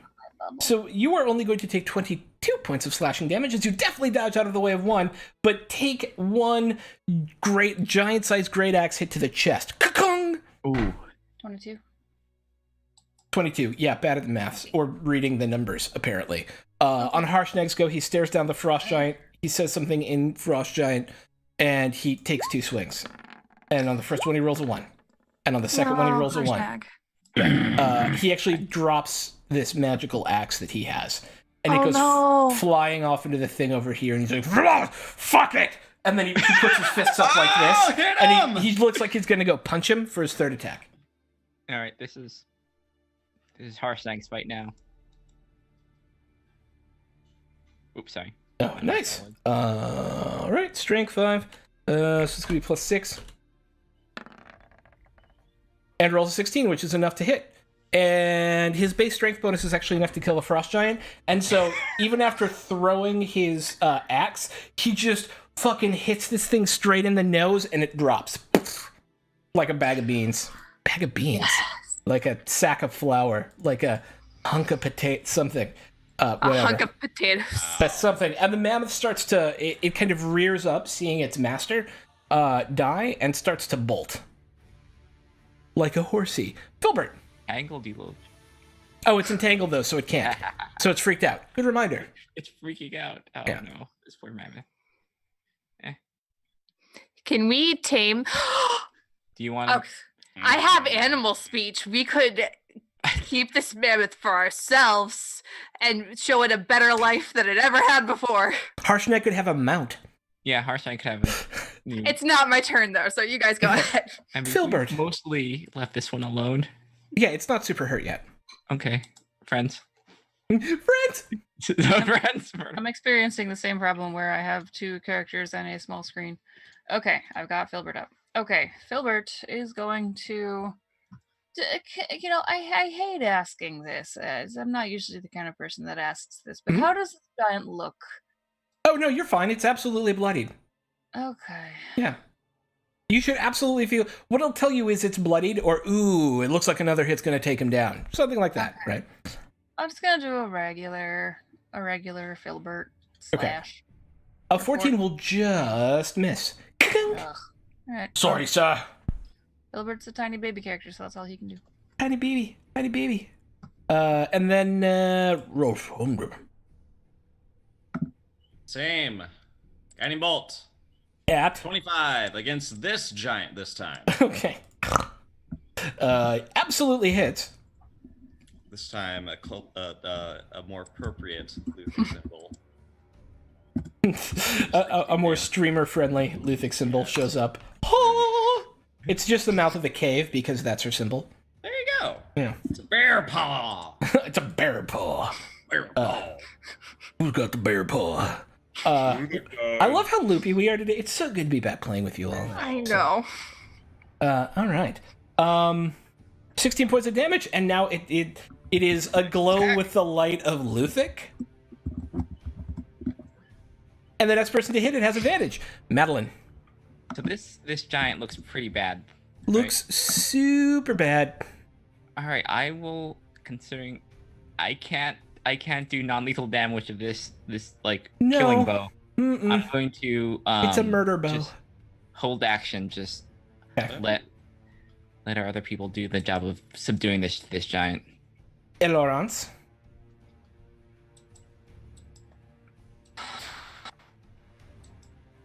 I am going to, just for fluff, because Filbert has been not so good at the hitting, look over at him, and it's alright. I know that talk was rather awkward, but it's fine. We've got a fight ahead of us, and I know that the next time you strike, it will be true, but I'm going to soften him up a bit first. Excellent, So that sir. was my bonus action inspiration, and then I'm just gonna stab him twice. I'm ready, sir. For 10, and then 20. Yeah, 20 will definitely hit. 18. Still up, but looking super hurt, as he has a number of smoking wounds now coming off of him from your flame weapon, flame tongue rapier. I was right. Vala. Yeah. Samani just kind of like gives a signal of like hold, and she'll get ready to take a shot if anything like goes wrong with like trying to subdue this giant. But yep, she's just gonna hold. Okay. The mammoth is going to make 2 stomp attacks against Harshnag. Stomp attack number 1. Hit. Damn, dudes. Stomp attack number 2. Misses. Oink. For 30. As this thing just kind of rears up, even though if it's restrained, does it have disadvantage? Does anybody remember? I think let me see. Let me just double check. Yeah, I can't remember. It matters a little because Harshnag's getting kind of screwed up. Oh, okay. Can't disadvantage. Disadvantage? Okay, so that'll be the first attack, and then... attacks have advantage and creature. Oh, yeah. attacks have advantage, but they can still Yeah. attack normally? Oh no, they have disadvantage. They have disadvantage. Copy that. Okay, so I'll make another set of rolls. Stump. Stump. No, it'll miss, as it just can't pull itself out of the entwining vines that are around it. And then it's Eliwick's go. I have my staff. Actually, do I have speak? I think I can just speak to animals as a thing. I'll allow For it. being a druid. So the one that we entangled, or that I entangled, more likely, Eliwick is kind of gonna try to look at its eye and see that it's really, really spooked. And, oh, hey, I need you to calm down. We may be able to work this out. I don't want to hurt you. We don't want to hurt you. Make an animal handling check. Let's see how this goes. Oh. Yeah, you're okay. You're okay. Yeah. Uh-huh.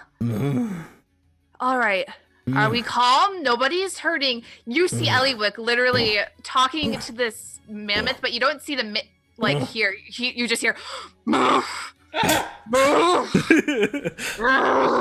Just make sure it doesn't look to its left. His course of maybe his friend.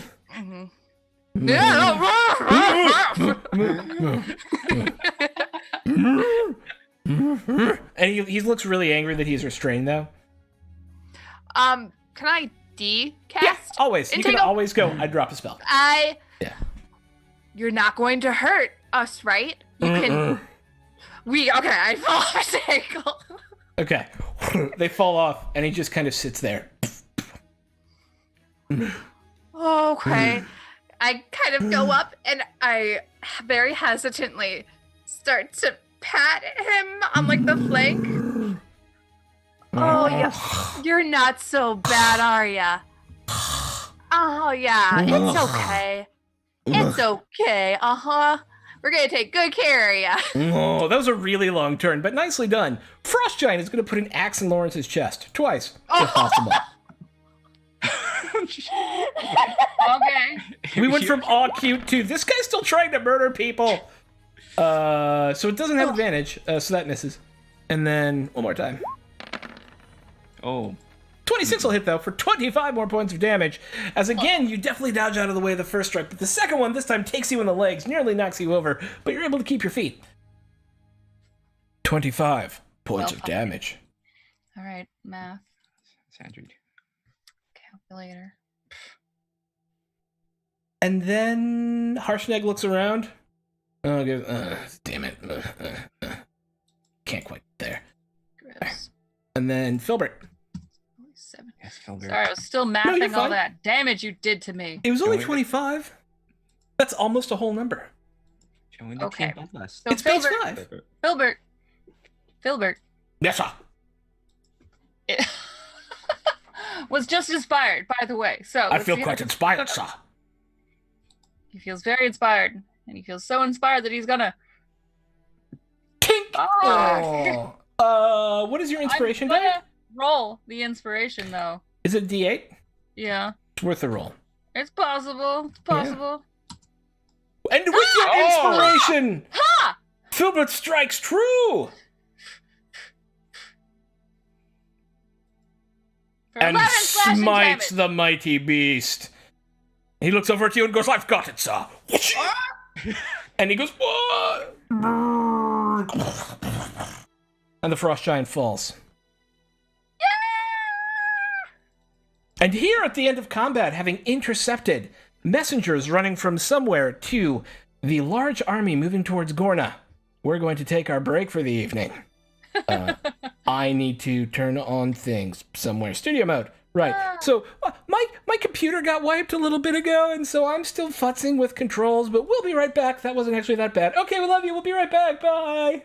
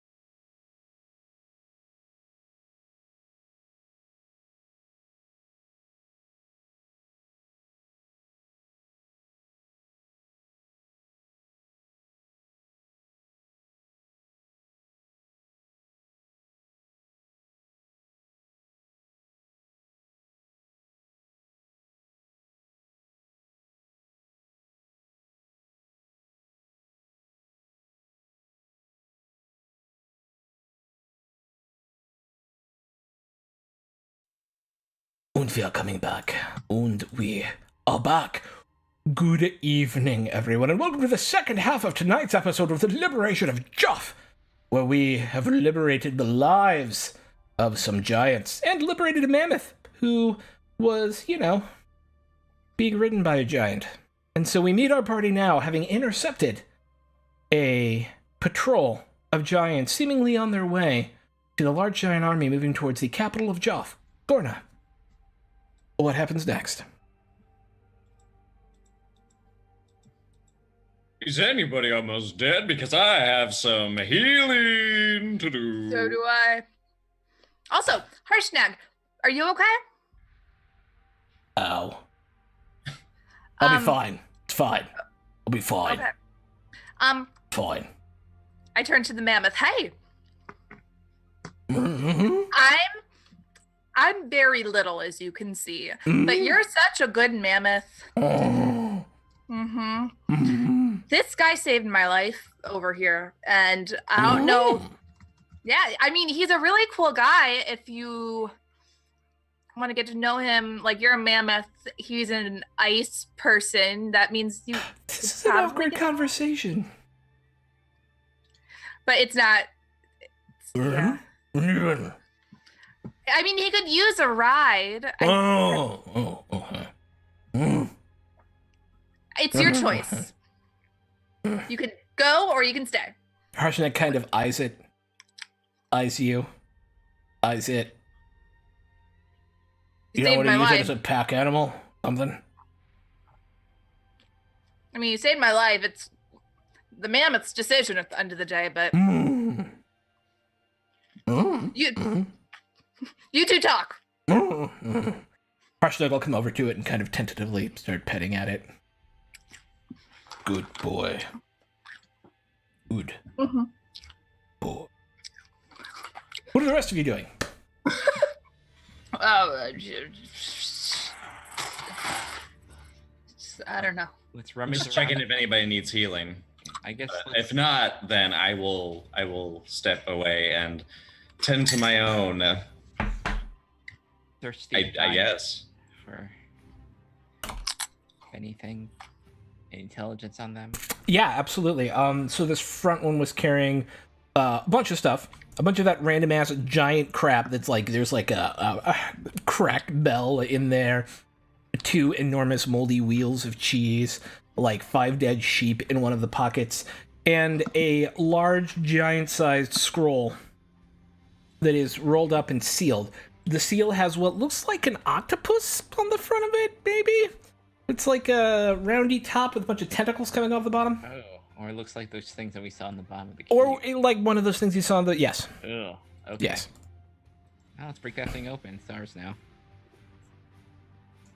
All right, so as you break it open, it reads, and I will copy and paste it into chat as well. Ooh. Lord Grodnor, more of your ilk come from the north and will meet you and your host in Gorna. We've stopped all other missions and will be transiting to your plane immediately. We shall convene a war council in the new keep under Knight's Barracks in Gorna. There you can meet our new weapon formally.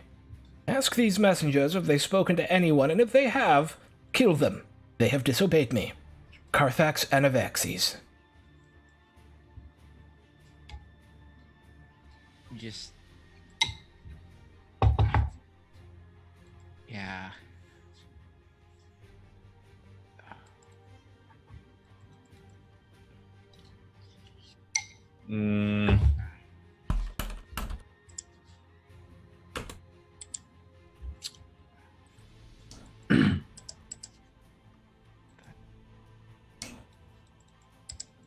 Well, that's not good news. No, I it's think not. I think that's just probably everybody's reaction. Just like, Well, that's The hell? shitty. does the naming convention of this like Carthax, is that familiar in any way? Like, as far as like, not that we don't know. It's but not Krakus, who's the envoy. It's not the Rune Keeper Krakus. just like if it's like if this is like an. Like if it's another giant, if it's like It is not like any giant name you've ever heard. Okay. Okay. Well, I feel like Lawrence's head is immediately going to Yeah. remembering, the bad brain feeling that we were feeling while we were leaving Gorna, and remembering, the bad brain feeling in the fort, and it just kind of confirms that they're using That's the weapon. brain Bad stuff. brain stuff. Look, bad brain stuff is a weapon. It's dangerous. Yeah. Do we know what sort of are these? Is this a frost giant, Carthax, It or is maybe not Grugner? like Grugner is definitely, that was the keep you were heading towards, was Grugner's keep. Yeah, That's he's right. Lord of the Frost Giants, if I remember correctly. That is correct. They're all there. They're all in Gorna.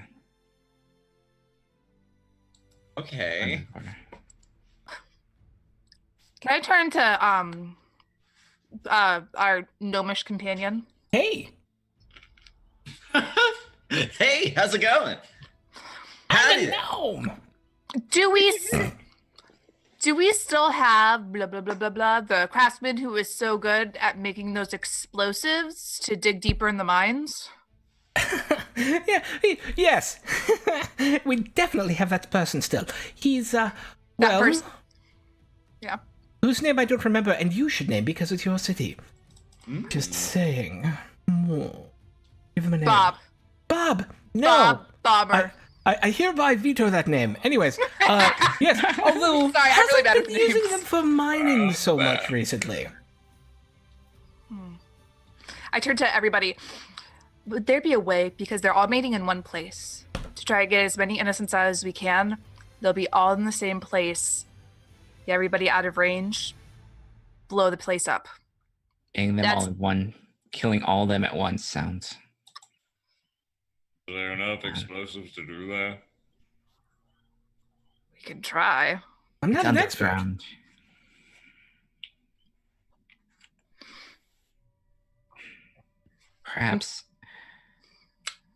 Perhaps there's a way to flood it. Mhm. The river's not too far. I control water! Control water at level 6 would be intense. But also, giants are very giant. It would take a lot of water to drown them unless you are Well, like I think it would be more of a. It would give us an opportunity to perhaps target a particular individual if we were to flood and do all that stuff. Perhaps It'd be a find good out. way to separate forces. Yeah, perhaps find out who this Carthax is. Is it a giant name? Doesn't sound like a giant I know of. Can I make a history check to see It if is a giant? absolutely not a giant name. It is absolutely not a giant name? Yes, Is you it- have all run into enough giants to know that that name is like no giant name you've ever heard. I mean, history is like one of the only good things I'm good at. Could I do a history check just to see if I like Absolutely. tell whether or not this Make your looks history. sort of 23. So you don't get, what you get is that whoever Carthax Anavaxes is, him and his people are extraplanar creatures. They, and it's very likely, thinking back, that they could be illithids.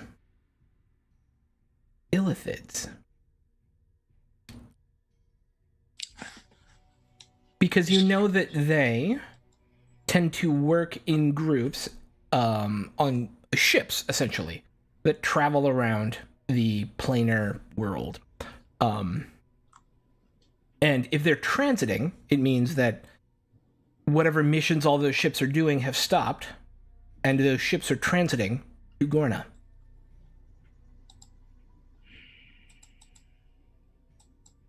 I muted because that was a lot of F-bombs. Yeah, no, it's cool. Uh, Yeah, I respect that.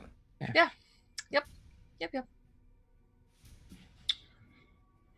Here's what I think we need to do. First, you gnome folk. Do you have any magic items? And if we did, what would give them to you?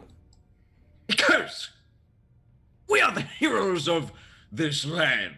We've done more for this place than any army.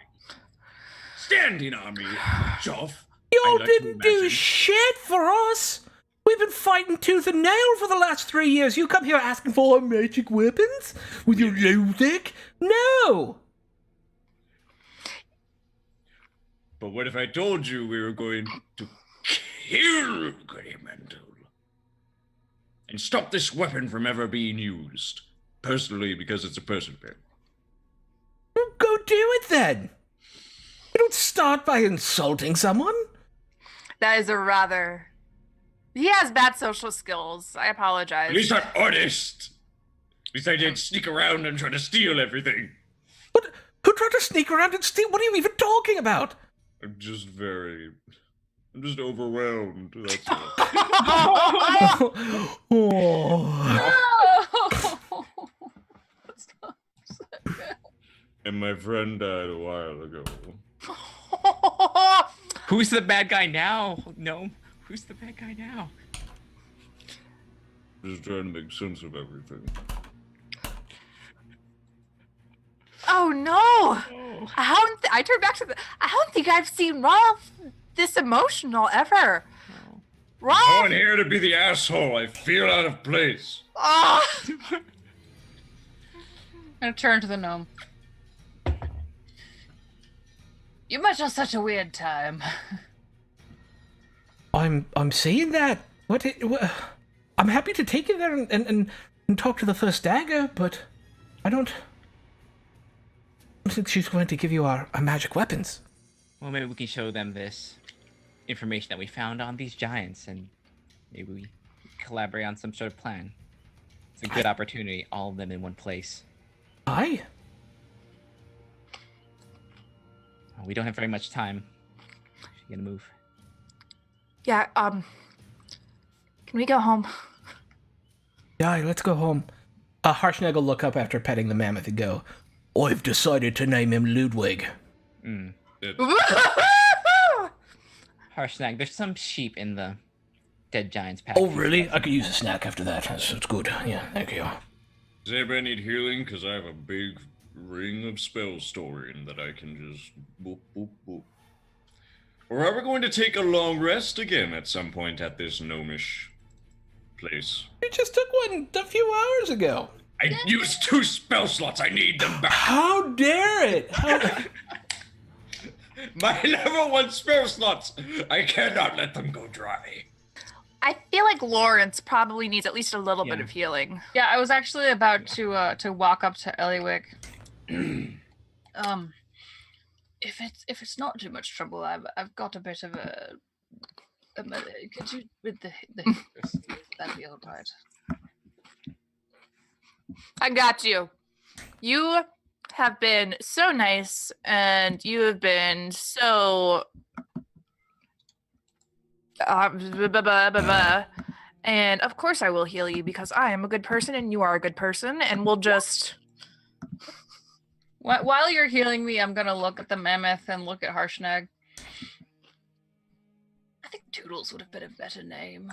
Doodles. Well, I mean, why don't we call him Ludwig von Toodle? I like it. Ludwig von Toodles. I like it as well. It's good. This is going to be the Excellent. most. I'm enjoying this. Who's gonna be the best mammoth? Trudeau's. Toodles. Toodles is going to be the best mammoth.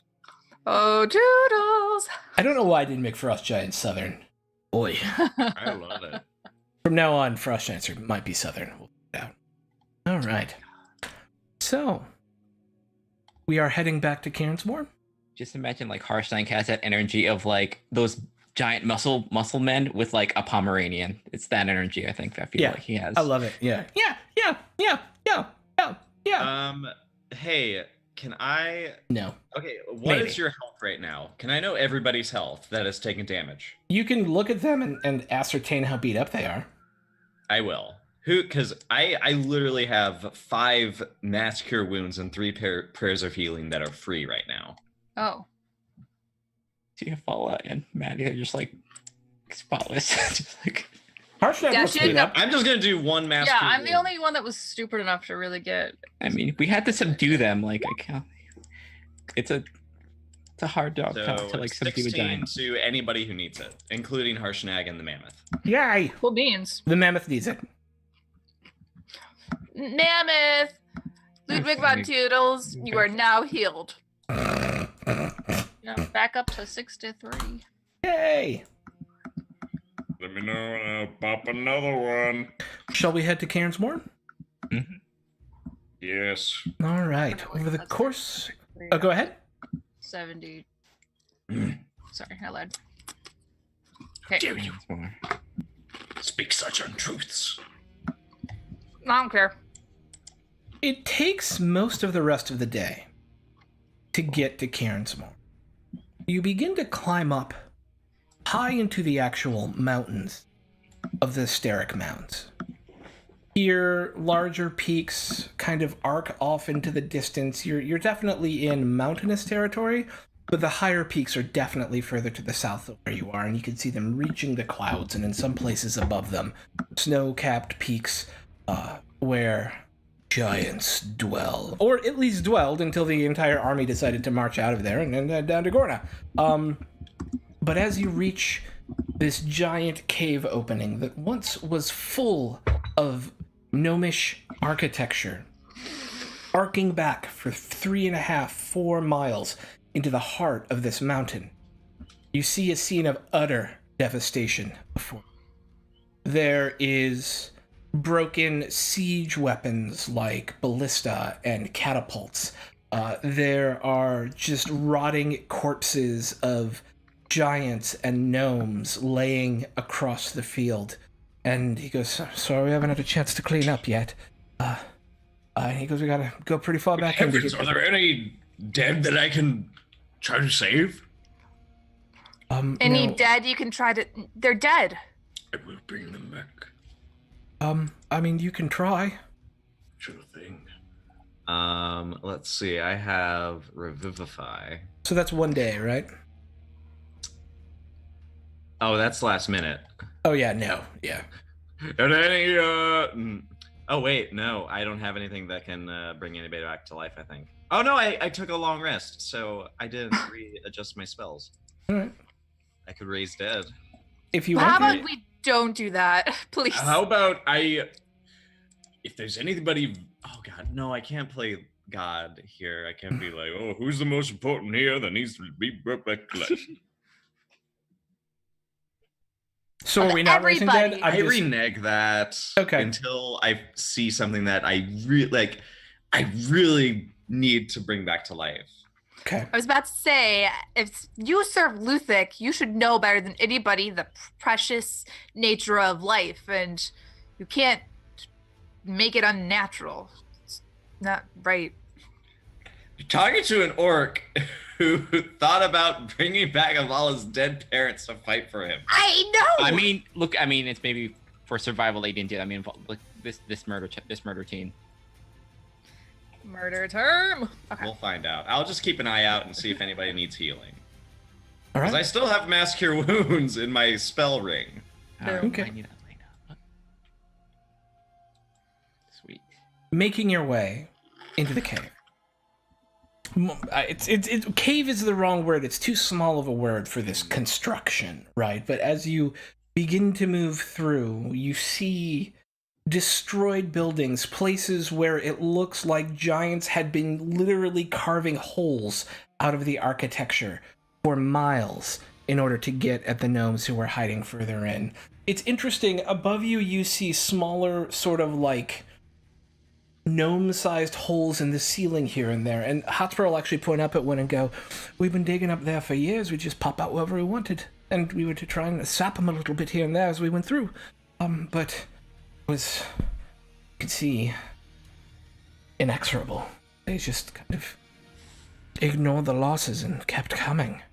Moving through the rubble, you go past your old neighborhood at one point, alleyway. These stacked up buildings on buildings. It's about halfway through this walk, and it's destroyed. There's ruined buildings, collapsed construction, obvious signs of battle and magic use, and these little, I think they call them murder holes, the little gnome holes that pop up here and there to like, and they, you make your way to an area that's less destroyed. Here, the kind of walls that have been carved out to make the buildings look a bit more intact. There's a few guards standing there with these kind of long, we would know them as matchlock rifles. And they're, but you guys have never seen anything like this before. With these weapons that look unfamiliar to you, that have kind of a little wick that's burning off the end of them. And, boy, Hotspur, who's that you got with you? And he'll be, oh, it's Eliwick Humblebumble. It's old man Humblebumble's daughter and her friends. Oh, they want to come in? Yeah, they want to come in. I want to come in. Let us in, do. And be like, I have to get permission to bring anyone in who's not one of us. Look, it's a Humblebumble. She's one of us. And she goes, that's not how it works. I'll be back. Tell him we have vital information about the Giants' plans. Maybe they'll get us in. We've got vital information about the Giants' plans. Maybe that'll help us get in. I'll go ask. A few minutes go by. I don't know if there's anything you guys want to do, but it'll be about 20 minutes before he comes back. Oh, shit. Yeah. I'll probably be looking around the neighborhood, seeing just how utterly devastated there is. And she's trying to also, when she was going in, she was trying to very subtly, she's like scanning the faces of the dead gnomes on the ground, seeing if she recognizes anybody. Most of the dead here have been cleaned up. In fact, once you're inside, very few gnomish dead are to be seen. Okay. Yeah. Makes sense. Yeah. About 20 minutes later, he'll come back out with this big hunk of metal. First Dagger says you can come in, but you to report directly to her. Why? Her orders. All right. The First Dagger, she helped run the resistance effort. She's reports directly to the Lord Mayor, but she runs a lot of the military operations where the Lord Mayor oversees everything else. It's a new position since the war started. She tends to have control of all the security in the city. It's a big job. Very big job. I'm glad that there's, even though this is heartbreaking, you've been fighting hard. It's very good to see. Every inch of ground. Every day. For 3 years. Come, let's go. And he'll take you back. This whole area back here hasn't really been touched by the Giants at all. Where those guards are was kind of the limit of the Giant advance, and it was about 2/3 of the city. They made it pretty far through, just trying to dig through sheer force of will and strength, dig these gnomes out of this place. And the gnomes apparently just refuse to ever leave or give up. Taking your way back through the city, it's almost weirdly normal back here. There's still obvious military presence of gnomes kind of in the Cairnsmore uniform, which is blue and white. And so it's a blue tabard with like white stripes and stuff like that on it. And as you make your way back to what used to be an old forge here in the city, because the city hall was further towards the front, that it obviously looks like it's been turned into this administrative center. And it's like a dwarven forge. It is this massive installation of forge equipment. Walking up the steps, you see the first of the forge fires that's still burning. As you take your way around it to where one of the smithies is, it's just this line of like 8 anvils, but it's been set up into kind of this airsats table with chairs around it. and leaning over the head of the table, looking at a map, talking about, look, we have to start our reconstruction efforts here, and then if there are any giants left around, we have to keep up our trolls going, is Roywin. First dagger of Cairnsmore.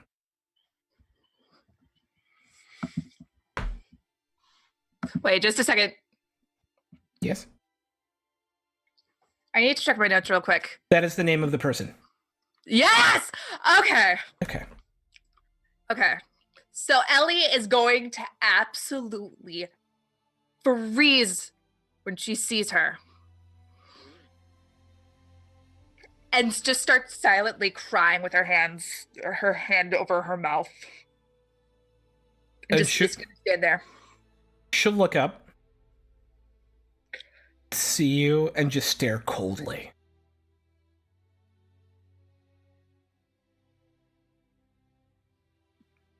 She'll look over at Hotspur and go, who have you brought us? Patrols from the army effort, sir. They have some important information. Speak, Outlanders. Madeline, you have the note, Yep. correct? Yes, we intercepted a pair of frost giant messengers, and we found this. And she'll like just kind of plop down this giant scroll and just kind of unfurl it. Sorry. Oh, sorry. We may know why the giants have decided to leave and change their tactics. And what were you going to say, Lawrence?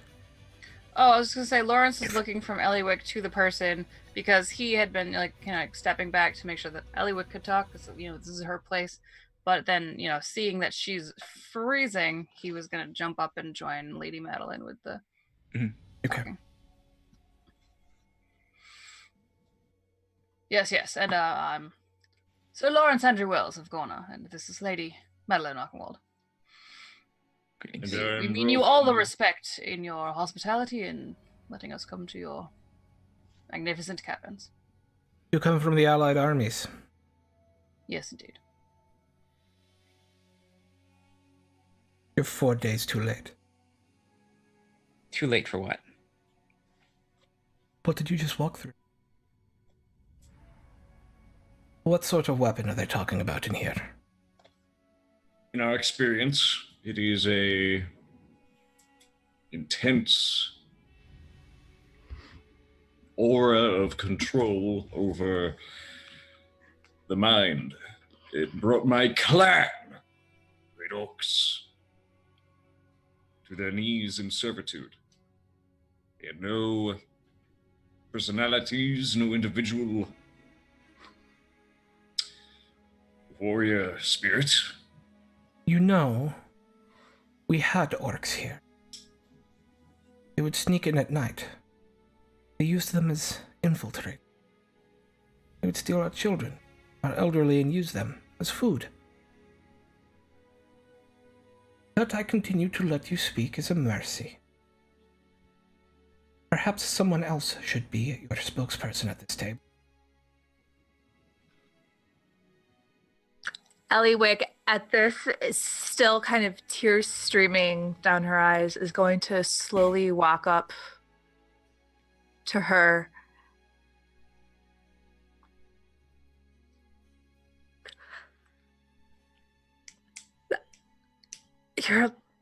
And is going to almost put her hand up, then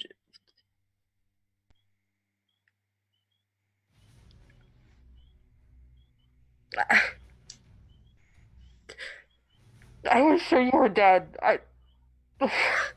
At this, she kind of breaks down sobbing, literally falls to her knees, and is mumbling, kind of almost to herself, just kind of this repetition of, I thought I was protecting you. I'm so sorry. I thought I was protecting. I guess Maddie's gonna go down and just kind of like, because I was like, We are I in the think they middle have of... this. Go ahead. I think, Lawrence, if we need a second, you want to go outside for a little while? Let them talk it over. Yes, You're- yes. No. Whatever is crying on the ground there should possibly go outside and put herself back together. We're here to talk business. There is a war going on, and they're going to come back. I want to be ready for it. I don't have time for whatever that is happening. That is Miss Eliwick. It's okay. It's okay. She's right. Just give me a second. And at that, Ellie is going to just kind of run out of the room into the hallway. I look at Lawrence. You can take her here. I'll go check. See if she needs anything. I'll be back. We'll be back.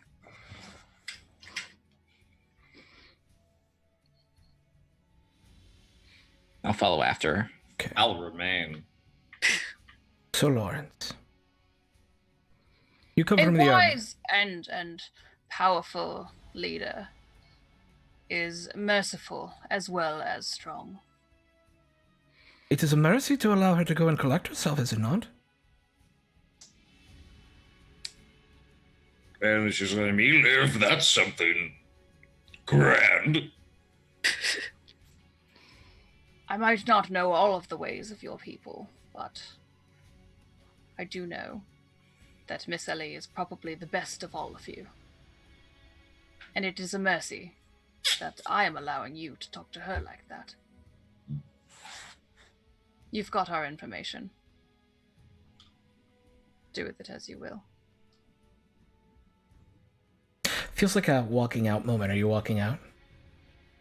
No, I'm staring at her.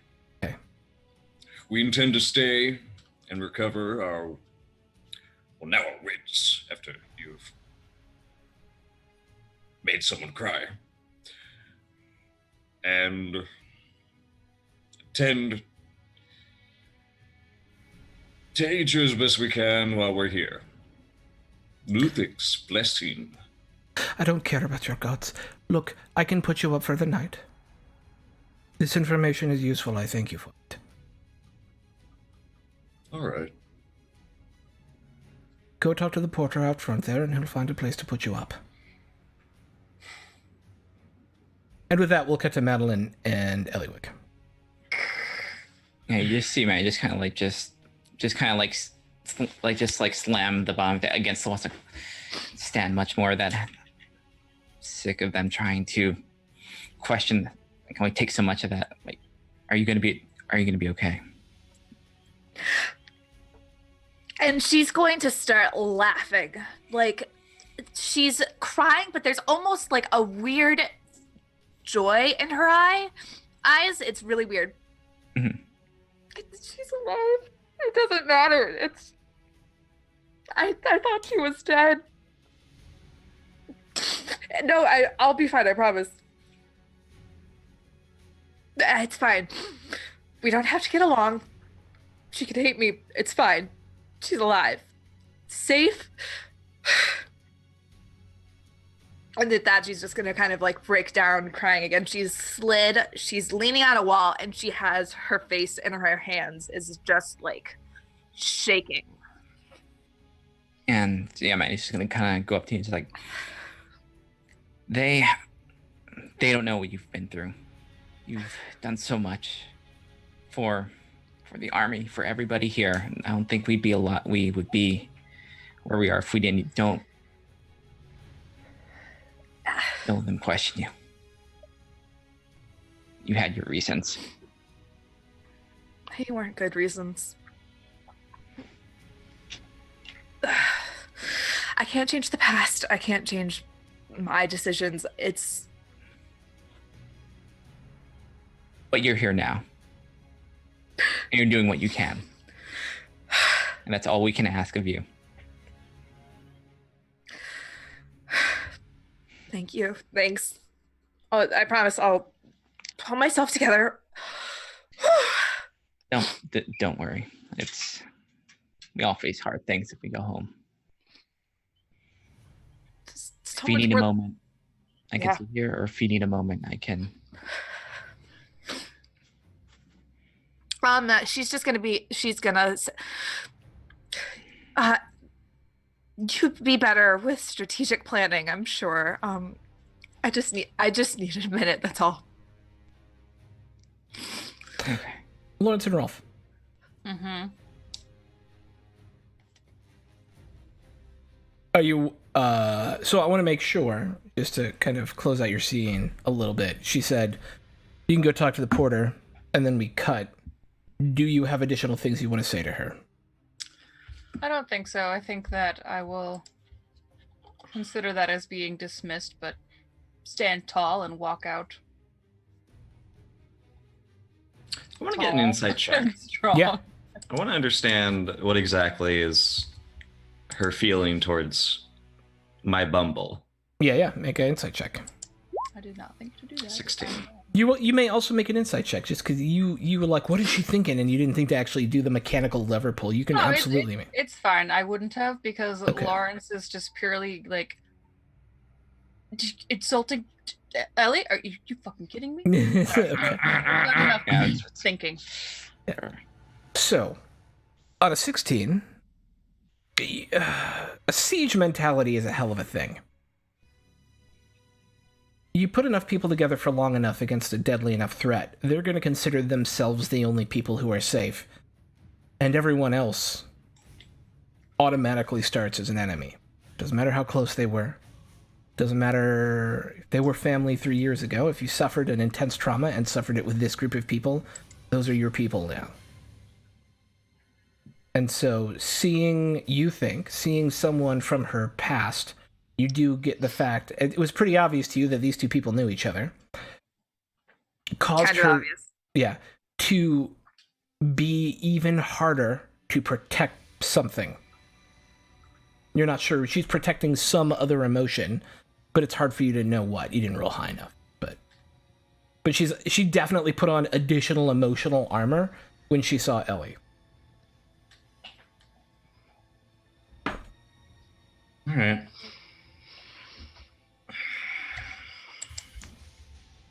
Give her a nod and ask, well, you've given me your mercy. Can I trust the same from your porter and all the others who might hold ill will towards me? You're here with them. Apparently you're fighting for the right people. Yes. You have our hospitality. Then let me know if I can return the same gesture. And I'll take my leave.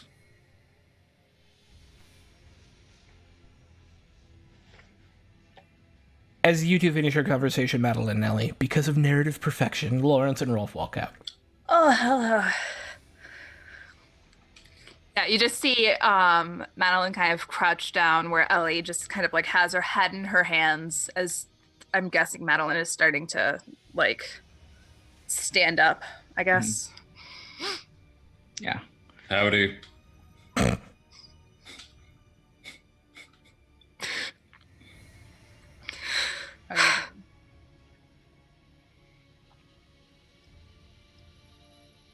Well, I don't know if we should be depending on their help anytime soon.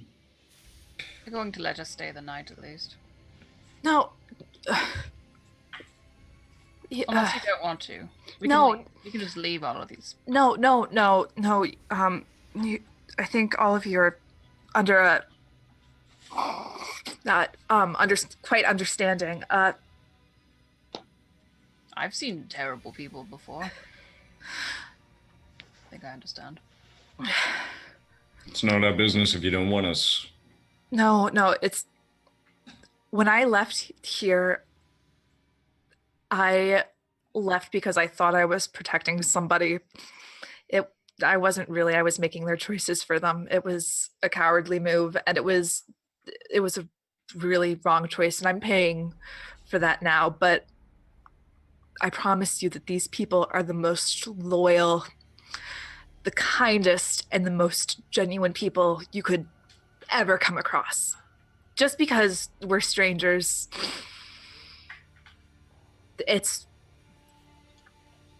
please don't feel any ill will towards them. It's not their fault. 2 years, that's a lot to people. I guess.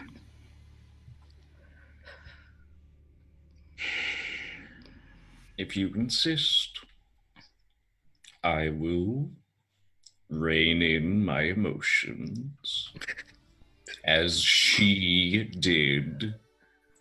I will not be outclassed by someone that is not even at the level of my knees. At first, wait, as I didn't hold back my emotions at all, Rolf. I don't know what you're talking about. I literally You felt. let it out. Well, you kind of, I couldn't help it. You kind of, it was a surprise. And Ellie has been ugly crying. So she's got snot running down her nose. She's sniffing. She's got really red, bulgy eyes. Just the works. There's like just like no way in any of these worlds that Lawrence doesn't have an embroidered handkerchief to just hand down to. That tracks. Yeah. But wait. Who has the better reflexes? Oh my God! Just give the Lawrence or hand. Just Filbert? let Lawrence give her the handkerchief. Fine. I wanted to. No, what were you make it gonna do? drama, but it's okay. What were you gonna do? Do you I also? want to hear. Gilbert, now's your chance.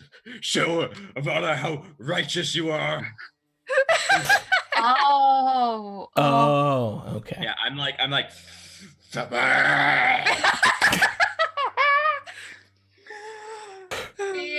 See, I should probably work with someone else, so I'm gonna give her the handkerchief. No, it's to show Avala that he is a kind and gentle soul. It doesn't matter. Or Ellie's just gonna There- take the handkerchief and like blow like an elephant into it, just like. Yeah. Yeah.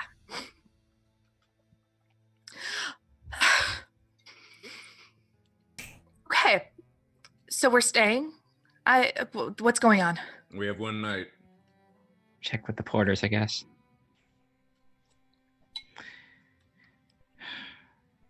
Maybe we Okay. can figure something out while we rest. There's one standing right over there. It's like a guard. Mr. Potter, can Oh, we yeah. sleep here? Yeah. Of course. You need a place to sleep? Yeah.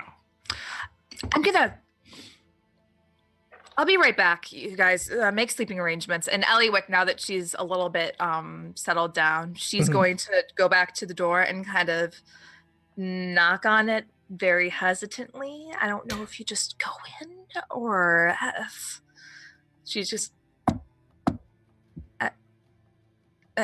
Come.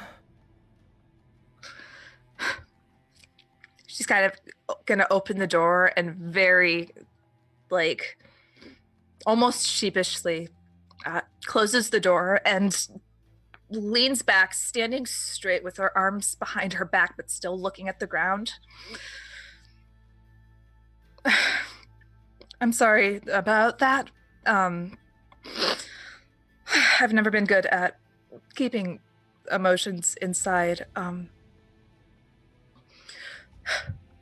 I just wanted to say, since I didn't have a chance to say it with the others, please let us know if you need anything. Thank you for your hospitality. And I am personally sorry for any offenses I have given, but it's wonderful to see you. You left me.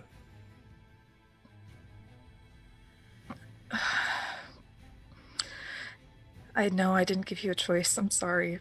Why did you leave me?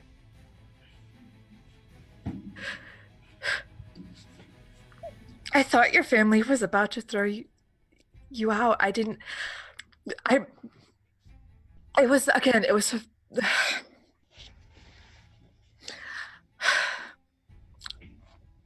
it's whatever it was, it wasn't a good excuse. I thought it would have been better to have ended it there, for you to have gotten your family than for me to have stayed. ruined everything. I can see now, looking back, how foolish that was, especially to not have talked to you or even given you the choice. But You were my family. And then you made the choice for both of us. I'm so sorry. I'm sorry too.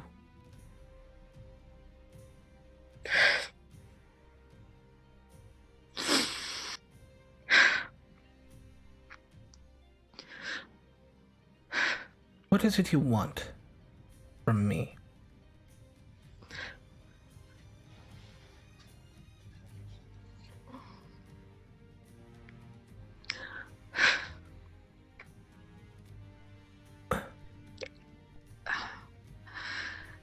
To be safe and alive and happy. 1 out of 3.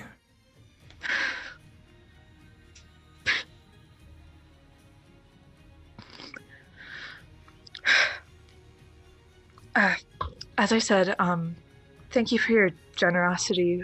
Stop talking to me like I am other people. At this, Ellie is going to literally stride up and just doesn't even care. Just embrace her and start sobbing into her shoulder. Just no holds back. She doesn't care if she's not embracing her back, just totally loses it. Just You hug her, and there's a heartbeat, and then another, and then another, and then she embraces you back. mm-hmm. I really missed you. I'm sorry. I thought you were dead. I thought you were dead too. I don't know what to say. There's no reason to cry over it. We're both still alive. And it was honestly more than I was hoping for. I did say it's very good to see you. It's good to see you too.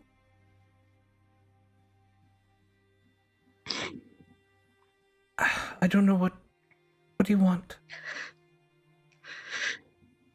I'm not quite sure.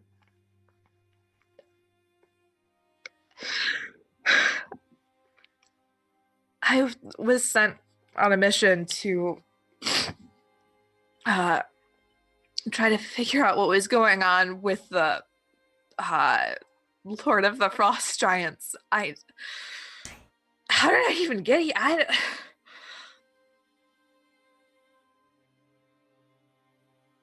I don't know. I don't know what I want.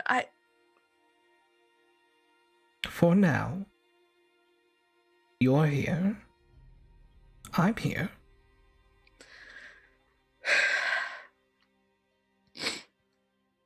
This is all very awkward.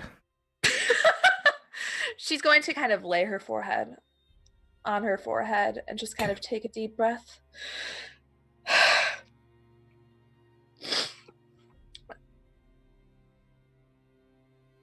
Well, it's very good for both of us to be here right now.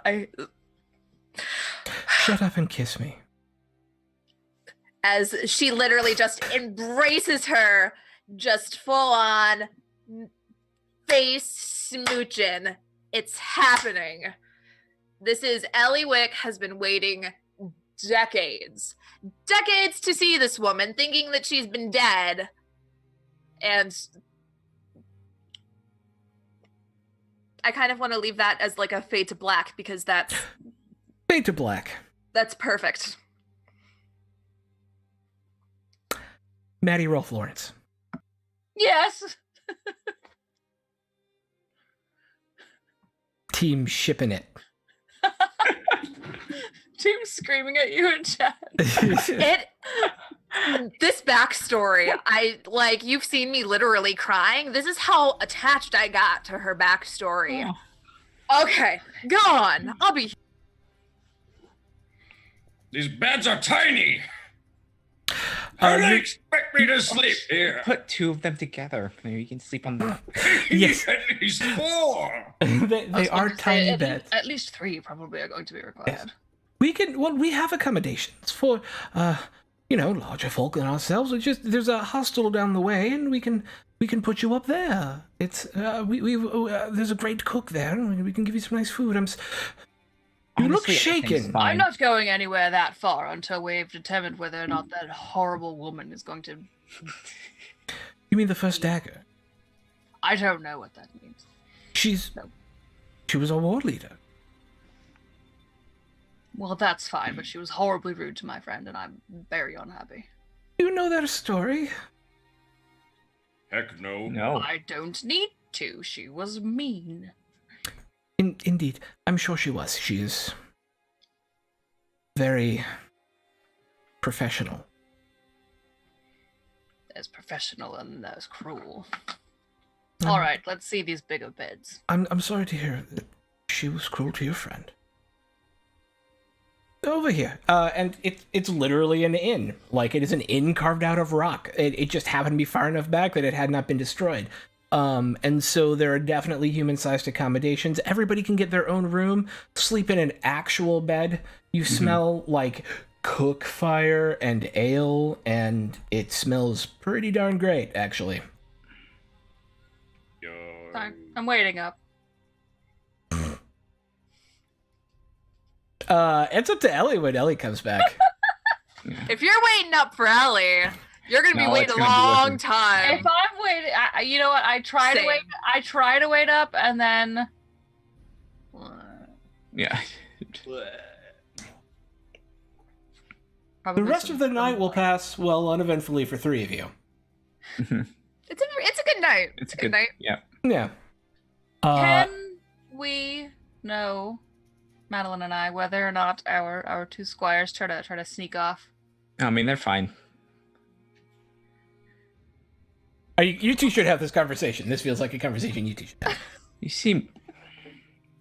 I love that this is like a parenting situation. Like, you're trying to co-parent these 2 young people. Like, what Yep, do you I'm mean like- you're letting him sleep over? I That's just totally like. inappropriate. Oh yeah, so no, I'll just realize that Filbert is gone. Yeah. They're fine. No matter. Let them have their.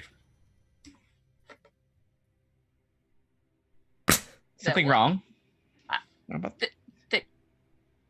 Then they're not married. So what is the matter? I wasn't married either. They're young. Could die Which any is day. exactly why you should wait until marriage. Well, providing that they. When you're young, leave to you marriage. think you're madly in love, and then you make stupid decisions. Yes, that's what you're supposed to do. Happy. No, you're stupid supposed decision. to talk things out and make arrangements with your parents to make sure that you've got the best match. Sneak off into the forest and have some fun. Well, I never did that. Ah. That's how we did it. I mean, let them have those moments together, you know?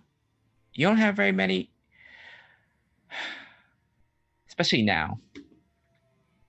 They can worry about their future some other point. You're right. Yes, you're right.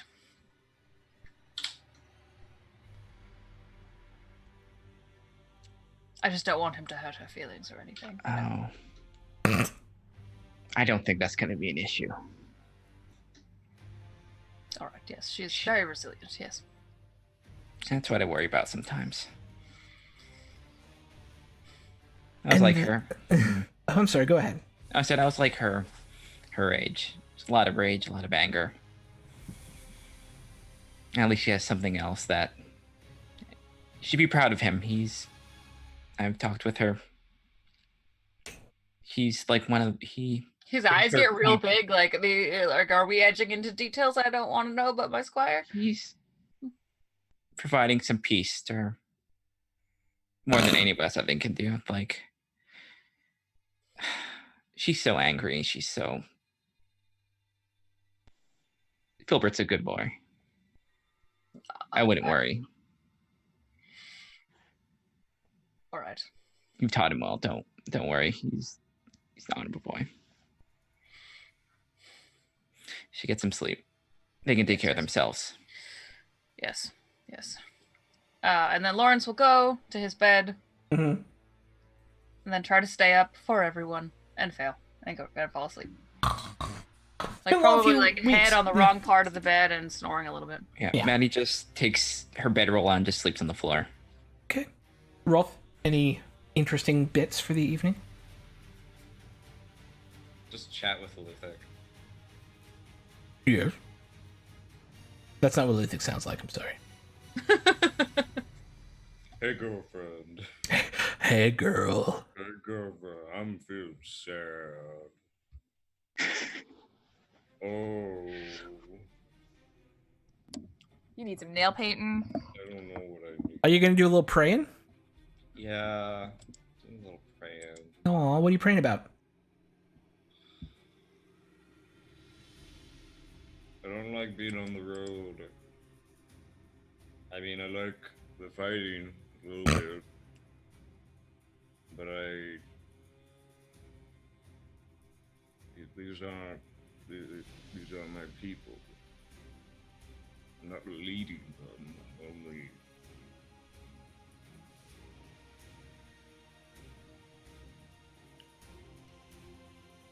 I don't like moving around. In this heartfelt moment, your eyes begin to fog over and you find yourself standing in a large bog. Up ahead is a hill with a cavern mouth. Much smaller than the one that's here, but a mouth of a cavern. You hear the sounds of childbirth coming from inside of it. Oh god. Rolf goes into overdrive mode. He charges in. As you enter the cave, your vision is transferred. You are now looking over this strange cave complex, and there, sitting in the center of it, is this enormous brain, and standing next to it is a creature that looks like the creatures you saw underneath Pregmere Keep, except its face is desiccated, its eyes are red, its skin is white, it has no shine like the ones you saw, it almost looks undead, and it seems to be communing with it. Around you, you see giant, they're big, few orcs doing the bidding of these two creatures. You must free your people and theirs if you are ever to lead.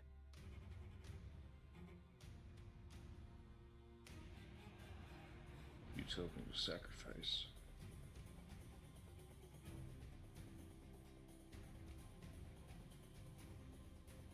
I wish I would have.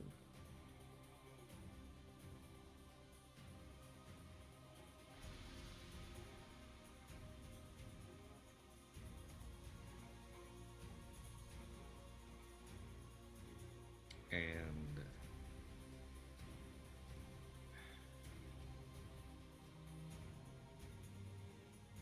he just solemnly nods and says,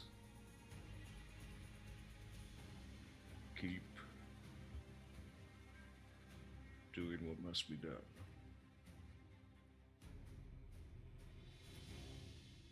The end is coming, one way or the other. And with that, the vision.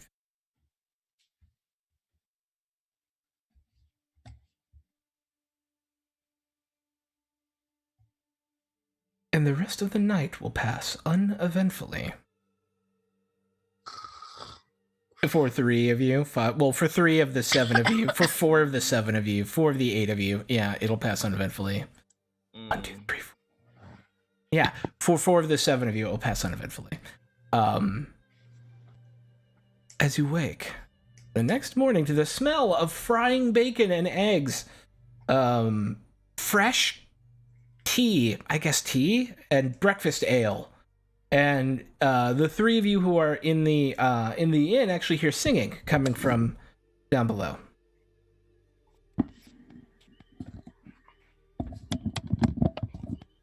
What is this Ow. noise? What is this noise? What? No, they're back yet. It's morning. Looks like they singing.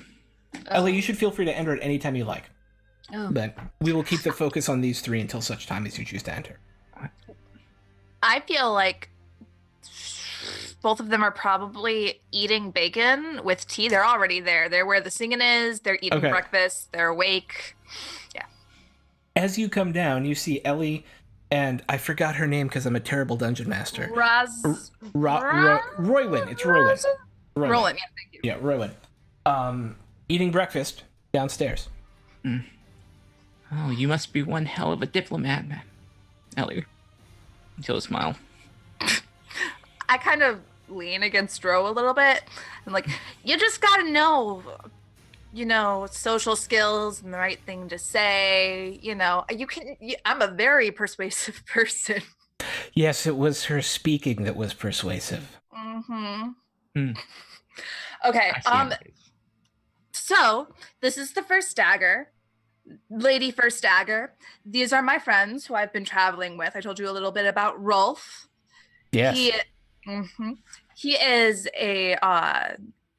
he preaches about Lusic and all of her great skills, and I have never seen anybody more excited about birthing children than Rolf. Sorry we won't be any help in that. It's I I love don't care. children. What? Do you think I am? I'm not blessed in such a manner by Ludwig. You're a like you help with orc women birthing heavens. children, right? Good heavens! Someone wake up Colin. This is absurd. I need some sort of distraction from this. Anyway, here's Madeline. She is constantly saving our butts by being super, super stealthy and like using her arrows from long distances. It's pretty impressive. It is so impressive. You're so good at this. Yes. Hello. Again. Good. Hello. Morning. And this is Sir Lawrence. He's kind of the eyebrows glue. are super raised. Like, He's like the glue that keeps this party together. He is like I the can good tell. luck charm. No, seriously. He's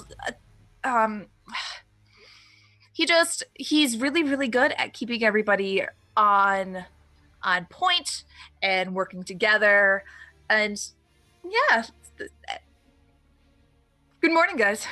He cares a great deal about you, you know. He was very forceful yesterday. Really? Indeed. Huh. Thank you. I told you guys not to. I guess you wouldn't do that, but thank you. So, how did you sleep? I don't Listen, think it's up to Sir you. Lawrence, your chin is on the floor. slept very well. Thank you for your hospitality. Put it up a bit. What are your beds made out of? Hay? Down? I'd be better off with a pile of hay. I had to drag several mattresses in order to fit. I'm My sorry to girth. hear that. Would you like us to find you a bigger bed? Because we're only here for one night, I think. If you need to stay longer, you can. Sounds like you have some important business ahead of you. What's your next step? We killed. Well, that's what we came here to discuss. What to do Rolf, about this gathering. did you just say we kill? I think I agree with Rolf, actually. I think that we need to try to kill the weapon. Kill the weapon, kill the giants, kill whatever this creature is. I am, of course, overjoyed that the majority of your people are safe within these stone. The majority of our Cabins. people are dead. I am going to eat my breakfast. I'm sorry. But It's true. We just wanted to. Been a long war for yes. understand. But if we can successfully do this, get rid of this, maybe we can hasten its end. We won't have to live like this for much longer. So you're going back to Gorner then? Wherever they intend to make the formal arrangement. It doesn't Yeah, appear to sure. be Gorner. Yep, that's where the weapon is, that's where the giant chiefs are, and that's where the mind flayer is. Well, I believe we can help you along the way. What you have in mind? We've got, for a long time, we maintained communication with Gorner through a series of underground tunnels. It was a quicker way than moving through the mountains and down through the valleys. Excellent. We are, given the raising of the siege, we are working on unblocking our end of it. We had sealed it off in case, because we knew Gorner fell by the time that we were invested by the giants, and so we sealed off our end of it. And so, should it still be there, and I have no guarantee that it'll make it all the way there, but should that causeway remain intact, perhaps you can take that. I am all for this. Eat quick. Another way into Gorner would be fantastic. From what I understand, there are a number of armies there now. Yes. Oh, it's overwhelming to say the least. Seems to be a gathering point for their entire forces. Unfortunately. Best not to try and walk through that, I think. Certainly. Yes, darling. How did I never know you would make such a good, like, I knew you were smart, but I'm so proud. We all have to do what we have to do to survive. It turns out I'm willing to do a little bit more. Some others.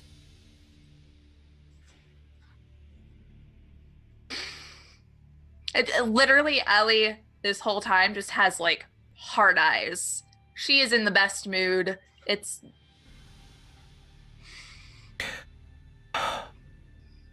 Did someone mention something about you have an army coming this way? Yes, the Army of Liberation is making its way westward. They're at Pregmere. But I certainly don't think that it's in any condition to take down what apparently is at least 2 armies of giants. Do you believe they're heading toward Gorner now? I don't think they know exactly what's going on. They've been steadily pressing forward. We are the furthest, I think, that the Liberation Army has come. Ellie was telling me all about it. There are a number of special units out there, and you're one of them, yes. Mm-hmm. Been doing Yes. some good work behind enemy lines. It's only been good so far. Although, So, I can give you some people, if you need, to help send you along the way. Darling, I'm sorry I can't come with you. You have things to do here. I understand. It's okay. My responsibility is a city, right? I have my responsibilities now, too.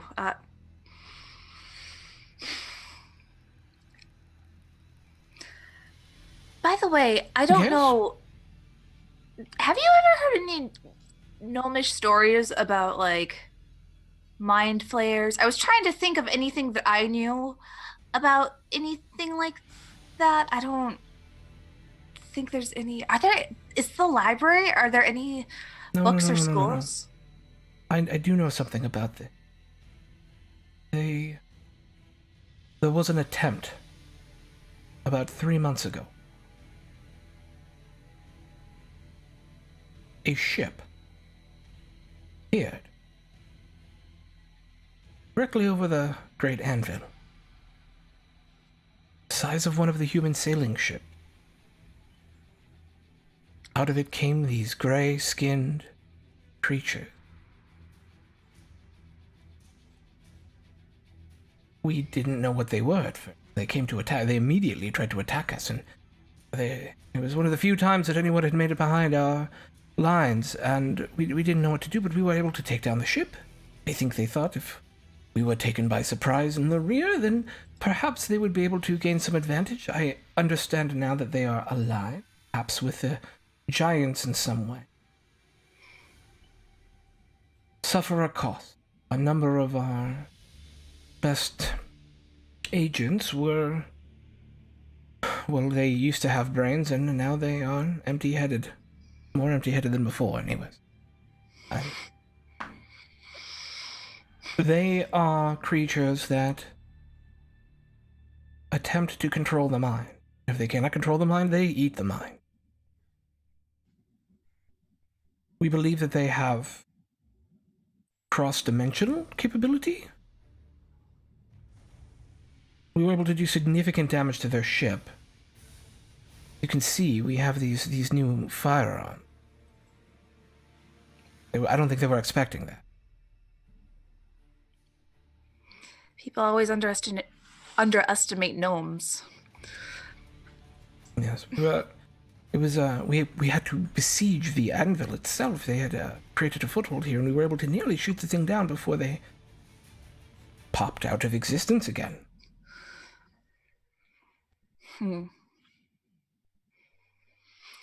So we know that for some reason they are allied with the giants. That they can cross planes or dimensions or pop in and out of existence, whatever you may call it. And that they like to eat brains?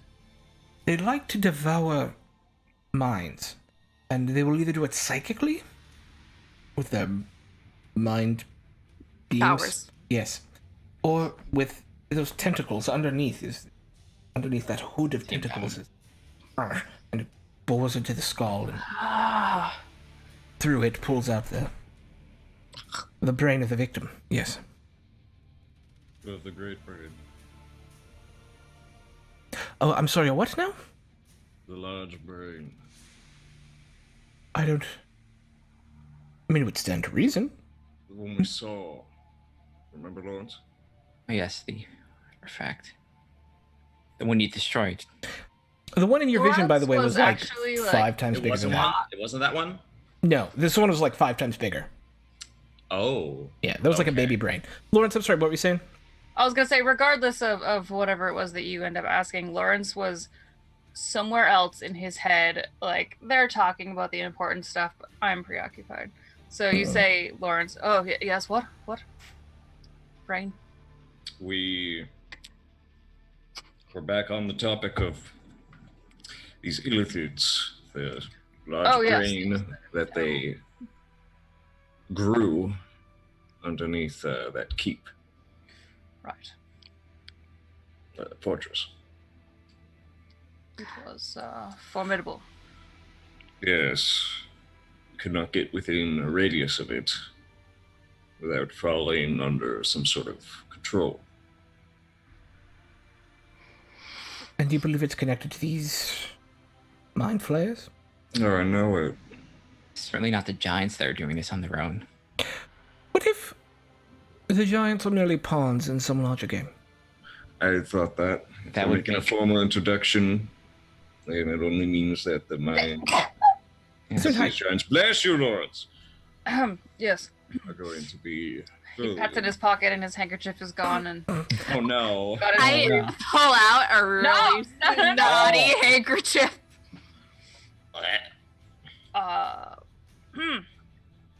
Thank you. Sorry. He hands it to Filbert for laundering. Oh, yes, I think it's He puts it in a bag. What I was getting at is Eliwick, Ziploc.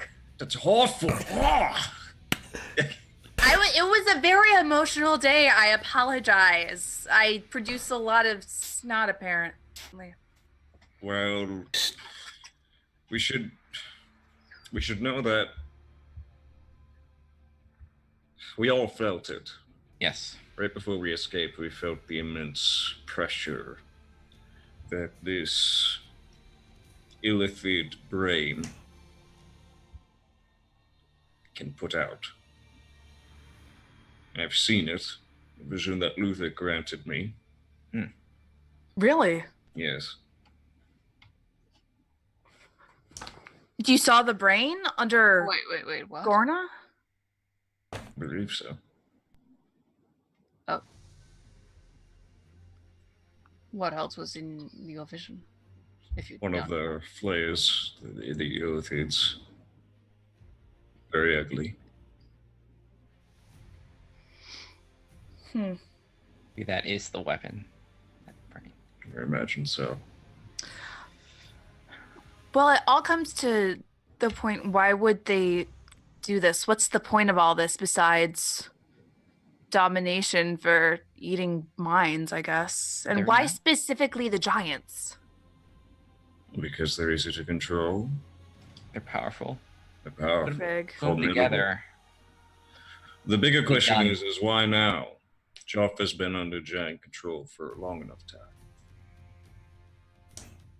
Maybe they need this amount of time to make a foothold in. You said they weren't from this plane, correct? They're not from here. Yeah. Maybe they just need this amount of time to anchor themselves in. Let the giants clear the way, make it safe for them. Maybe they finally feel like Geoff is beat down enough to easily start on whatever these big weapons are. We've all seen many things over the years. Destruction, towns, cities just trample.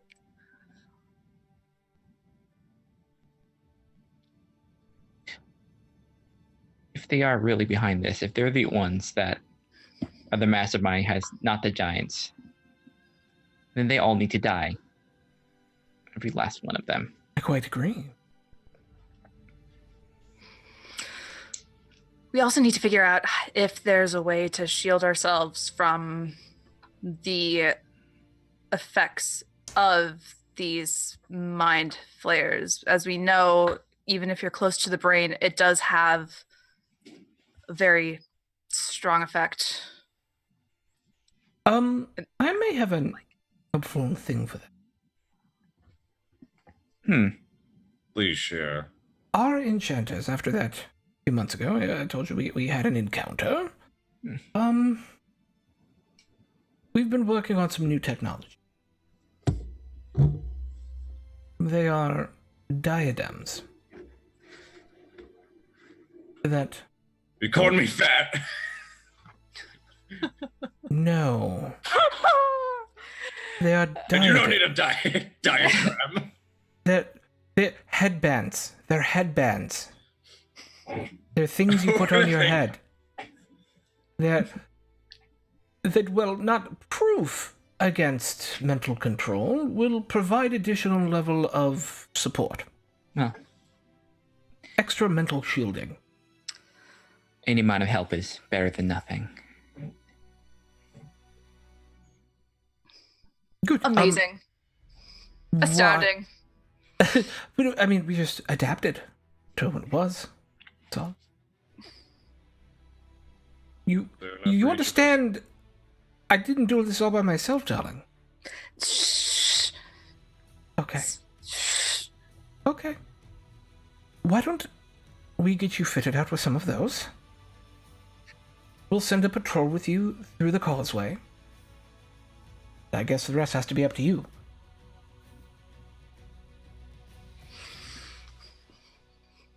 Do you actually have a dagger? Because your first dagger. She pulls out two and stabs them both very quickly into the table.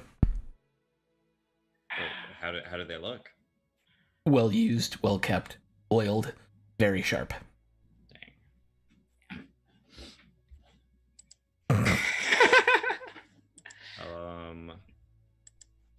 You want to trade?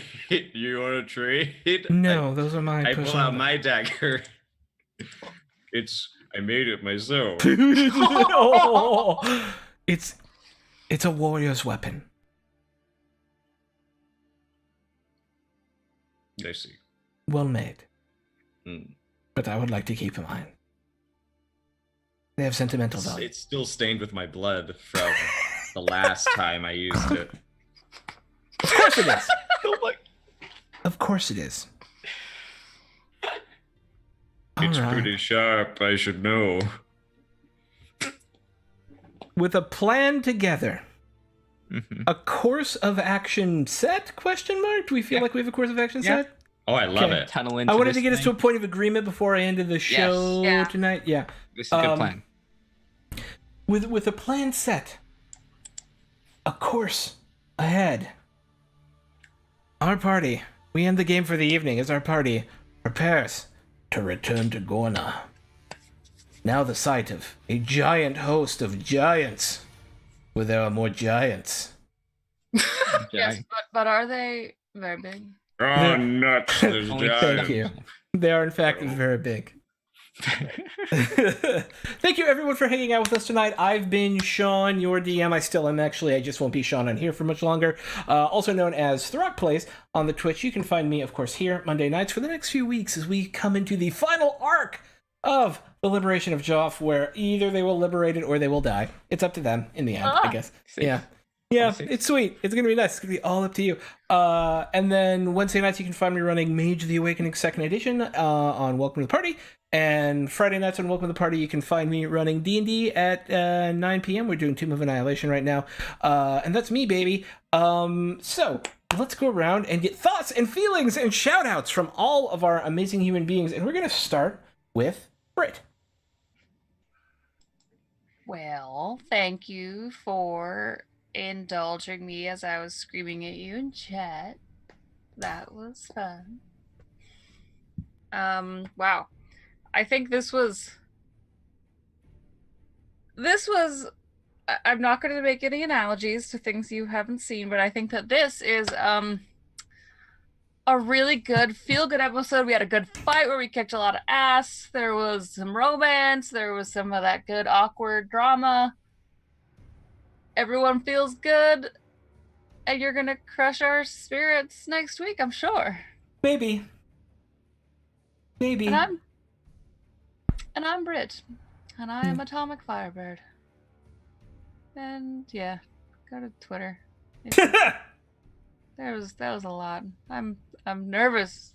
I'm so nervous. All right. 4. My name is for Abby. You can cry. Fuck. Yeah, that was some great crying. You've seen me cry before. I will cry again. Yeah, but not stay in consistent character for like 30 minutes of crying. I wasn't Like you've crying cried the for whole- scenes. You've not cried on end. Except for that time we got stuck in a ditch. I didn't You did cry. cry. I kept it. You I did. kept it. You kept it together. I was So- close, but anyway. Oh yeah. Oh yeah. Oh man, that's a fun story. Oh, a Catacon 2018. Yeah, no, that was the highlight, is seeing Abby Gator really commit to character, and just the tail end of the session really just hit home, where I really do think Rolf just is beginning to like slowly realize a lot about himself that he can't come to terms with just yet, especially with the threat of the other brain, because he's already sort of like accepted he was going to like go out in a blaze of glory, and then he was still alive at the end of it, and he's just, I guess, worried about doing it again. Like, can you do that again? I'll try to stop you again. No, I have to. I must bleed the holy blood. My name is Four. Hi, I Four. play Rolf Holmden here. I also play Priest Walter Fallow on Straticus Academy's Riders on the Storm, which is a Weird West campaign in 5th edition. And it is where I dedicate myself to being a cleric has become my favorite D&D class as of late. One of my favorite. Yeah, I really enjoyed. I think I'm really good at being crazy about like a dogma, and I'm not in real life, and it's just like the most wonderful indulgence to ever do. And you can also find me if you want to see what sort of stories I can get up to in my Dungeon Master, Game Master seat. Hint, they're amazing. Don't say that! But thank you. It's true.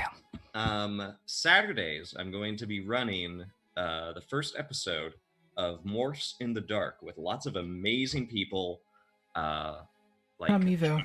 Stormer, Drunkly Romantic, someone I just met, Didn't even get Lucha Libre Simon. Oh, Lucha, yeah. Yeah, and Abby, you're going to be there too. I'm so excited. It's I going get to be play with awesome people. I know, it's the first playtest of my hack of Blades in the Dark, where a bunch of idiot teenagers have to have a death wish to stop an alien invasion. We'll see how it goes. I've been trying to get lots of other people involved in like the beta playtest because it is a very like, it's kind of like the first project that I've like crafted. Because like I've run D&D before and I've like run Mouse Guard constantly, but this is like the first like thing that I've sunk hours into that I'm like, I made this, look at what I made. And you can download that playtest for yourself on my Twitter on the Forefronts. Check it out. Glorious. I have such, that was the longest outro ever. Usually I'm like, I'm Four, I'm gay. And that's I love you, Four. That's just I great. do. Like, we should just, for one of these episodes at the end, just be like, just that. Yeah. Oh. Abigator. Abby. Babby. I got everything that I wanted for Ellie in that episode. I Yay! cried. It was so good. It was like I'm so happy where that ended up, and it makes me that much more terrified for next week because Ellie is happy and they've got a plan and everything's good. Everything seems like it's going in order, right? It's I love everybody, and everybody did such a good job, and it's so nice to play with you guys again, and I missed this campaign. And my name is Abby. I do stuff on the internet. I'm here. I'm also on the Greyhawk channel tomorrow at 8 p.m. Eastern Standard Time for the Dying Kingdom Iron Gates, where I play a gnome pretending to be a human child who's going on adventures where her teammates are like, you are 8 years old. You are not supposed to be here. Go to bed. She's like, no. It's pretty cool. No, I don't wanna. So I do that. You can find me on Thursday nights at 10:30 Eastern Standard Time on Straticus's channel playing D&D 5e Fading Footsteps with Sage Ophelia. It's a community game, so if you want to sign up for that, you too can be in that for a one-shot, and it's going to be awesome.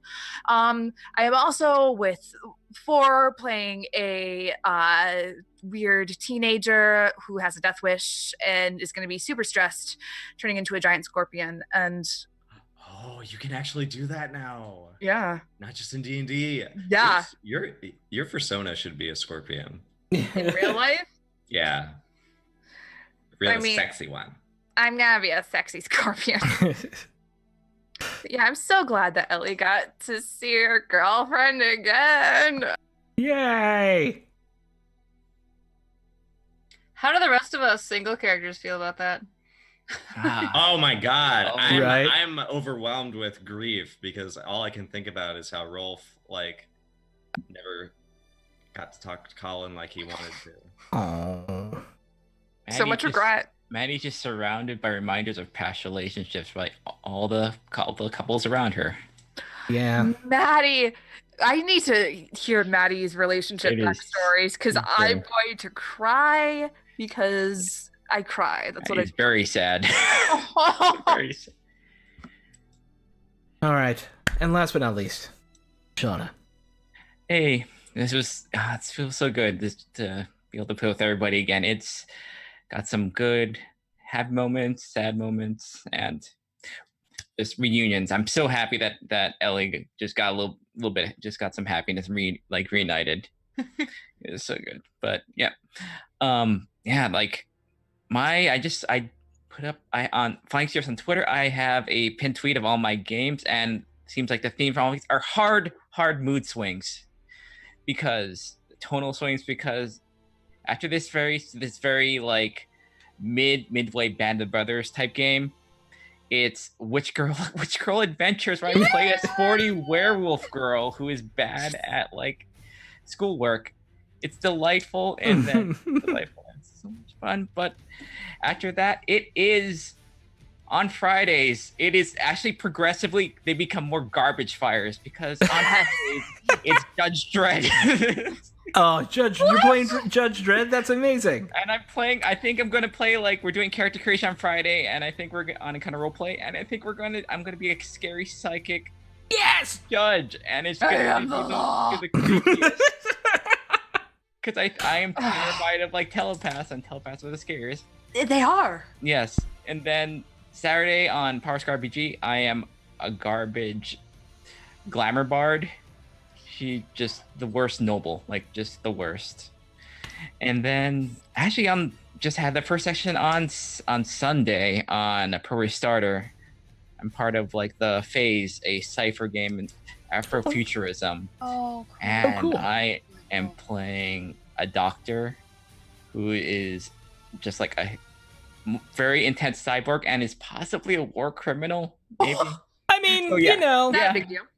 Yeah, Only if you lost the war. progressively more garbage. It's like wholesome, and then just like garbage fire. So that's the theme of mine.